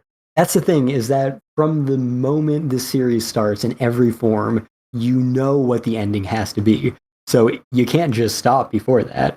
So the only option is either keep going forever, have a completely unsatisfying conclusion, or fucking Game of Thrones it and be like, okay, well, all of their dreams were accomplished in this half hour, actually. Yeah. It's funny Except because if they did that, there'd be a riot. Yeah, I got my girlfriend to watch the first couple episodes with me, and she was like, "So did they find the One Piece?" I was like, "What do you mean?" She's like in the anime version you watched, did they find the One Piece? I was like, You're like, "No, it's- no, no, no. That's You're like, it's not over yet. It started back in 1997, and we haven't gotten there yet. yeah." And she was like, "What's the point then?" And I was like, "Well, the One Piece is just like right now still it's a broad idea. Like we don't got to worry about that right now, okay? It's like this live action stuff, like don't worry about the One Piece right now." That's the thing, like, even more than Game of Thrones, I feel like you have this very clear end destination, and we still don't know what the One Piece is. So you can't just make it up. I had a good theory. I heard a good theory about it though. About what the One Piece is or what Netflix will do. No, like how somebody posted like their theory about what the One Piece is and will do and like what it will do to the world of One Piece. Okay. And I was like, that makes sense, but I can't remember all the details. I know it involved blowing something up. Yeah, we should do a theory crafting episode if for like manga purposes. Yeah, once Egghead's done. Yeah, but yeah, like you need that to be the ending of One Piece in any form, and you can't make up a different One Piece than what Oda has in mind, and you can't preempt him and show it in live action first. So they kind of don't have a good exactly. I mean, they don't have a good way out of this. There are two ways that this can go. It gets canceled at some point. Yep. Unceremoniously, or it sees it through the end. Yeah, which is hard to imagine. That's the two options. There's no other. The third option is go original, but then at that point you might as well let it die. But they have no reason to. Yeah, no. You need a One Piece for One Piece, and you can't make your own One Piece. Like it's been so faithful so far that like to the spirit of the whole thing, and there's no. I mean, that's where it goes. So like I said, it'll either get canceled before it gets there, or it sees it through. I think they weren't expecting this level of success, and while they're probably happy about it, I think they've gotten themselves in a very uncomfortable position because they can't not make more of it if it was this successful, but continuing it for as long as it's going to be successful is going to be so fucking hard. But again, this had all the odds stacked against it from the beginning. It shouldn't have been possible. It's the worst anime or manga to try to adapt in live action, and they're pulling it off so far. So, Godspeed. If it takes 6 years for every season, keep those kids young somehow through Hollywood magic. I don't know. Anything is possible now after this season, how it turned out. Yeah. We will see. We'll see what happens. So far, so good. So far, so good. And even if this is like, God forbid, it's like whatever, come what may, the what we got was pretty damn cool. Sorry, Brandon, do you have your casting things that you wanted to say? I know you mentioned that earlier, and I said we'd talk about it at the end. Oh, like a dream casting for anyone? Yeah. Do you have any of those? The only one I had in mind, and this is just based purely on I want to hear his voice as this character, but like Perlman as Crocodile would be very good. Just for the gruffness of it, but yeah. That's all I had. I think the fantasy casting thing is like a fun thought exercise, but ultimately, as we've seen, anyone we think of will be like the superstars who are not going to be the best suited to actually play the characters.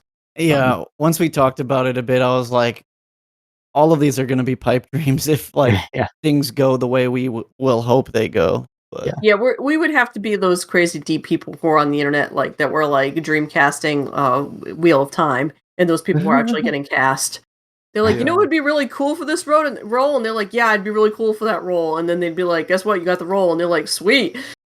Yeah, I mean, Rosario Dawson as Ahsoka in Star Wars was literally a fan casting on Twitter years ago, and then she responded to it, and then they cast her in the role. Yeah, because sometimes sometimes there are people out there that are like, who's a spot on for this, and guess what? They're right.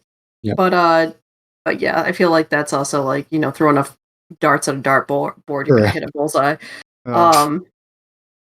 But yeah, I mean, my fan casting is if Jamie Lee Curtis gets to play Korea. That's it. And that's all they need. That's the only stunt casting I want. Really, it's like everything else they've been doing a good job. So I don't really have any complaints about who they cast for whatever. Like we said, the guy who fucking plays Helmeppo, it's like, where the fuck did you find this dude? So perfect, amazing, so good. Kobe is so good. Yeah, like Kobe literally looks like a cartoon character. Like he was straight off the pages. It's crazy. It's like. The casting on them is like pitch perfect. The Straw Hats are amazing. It's like, you know what? You do you guys. You're doing okay. We'll never be able to think of the people that they'll find because you need to be casting directors who know how to look at every little nook and cranny and do every audition for every potential candidate. We can't do that with our broad knowledge of the entertainment industry. Yeah. They will always find someone better than we could think of. Good stuff. All right. Any final thoughts? Go watch live action One Piece. I didn't think a month ago I would be like, I know. Wholeheartedly recommending it. No. What is this timeline? And like, I'm not only my wife, but like another friend of mine, I'm like, I've been trying to get him to watch or read One Piece for a long time, and the length was always intimidating. And now I'm kind of like, maybe this is what I use for people. Like, if that's too much, get them hooked with 8 episodes, and then they need to see it through. This is weirdly, this has turned into the perfect onboarding for One Piece for the layman. It's like, get on the pirate ship, let's go. I'm aboard. We are on the cruise. Wow. That was not planned. Amazing. All right. Well, with that, thank you for listening. Our recommendation is, of course, live action One Piece because it's actually good. Yeah. You can find us wherever you find podcasts. Please subscribe, rate, and review. We are on Apple Podcasts, Google Podcasts, Spotify, SoundCloud. I guess there are a bunch of other like things that just source it from those places. So if you've got your special little podcast platform, it's got us. Don't worry about it. You can find us on fandompost.com. You can find us on social media, on Facebook and the artist formerly known as Twitter at Fandom Post Radio. You can get in contact with us, send us any of your thoughts about this series or anything else that you want to hear us talk about. Send us your fan castings for the future. Sure, yeah. If you can Photoshop them, that's preferred. And also email works in case social media is dead by the time you listen to this episode. Hopefully email will not be. We are at fandompostradio@gmail.com. Yeah, you can find us all in varying aspects on fandompost.com. I am on the artist formerly known as Twitter at FullMetalKyoma. I've been saying a few things about this show, but nothing compared to the past 3 hours, so probably don't bother following me. I used to be on the artist formerly known as Twitter. My account's locked down. I haven't posted there in months. But you can find me on other places on the internet. I am Sonic Bug on the internet. You can find me in places. Some places I just have a placeholder holding my name. But other places you might actually be able to find the real me. I'm out there somewhere. Or you can just find me at fandompost.com. Because that's the place I'm most likely to be. I'm at Hellshake Brando on all the socials. Haven't posted much lately, but in about 2 weeks I'll be in Japan, so maybe I'll be finding some beautiful One Piece merch to share with y'all. Ooh. Envious. Yeah. You can find me at fandompost.com, a pieceofanime.com, Crunchyroll features, on Twitter. I refuse to call it anything else. Also at Video Game P3. And then if anyone who is able to get a Blue Sky invite, I'm there at Video Game P. Yeah, I've thought about going there. I've had ample opportunity. I'm like, man, do I want to get back into this social media nonsense? Bring back forums. Bring back forums. For real. Hey, fandompost.com still has forums. I am like the only person of our staff who still regularly posts on our actual forums. So all of you guys should go up there and bring a community back, because it used to be Anime on DVD was the forum. This is true. Back in the discussion before this episode started, I was talking about how old internet I was and how I was hanging out on forums back in the day. Bring back forums. They were the superior form of internet conversation. Absolutely. All right. Thanks again, everyone, for listening. We will see you next time we record, or whatever we talk about. Probably fall anime season, so join us back here for that. We'll be talking about the end of summer, the end of this month. If we record before then, cool. Bye-bye. Ciao.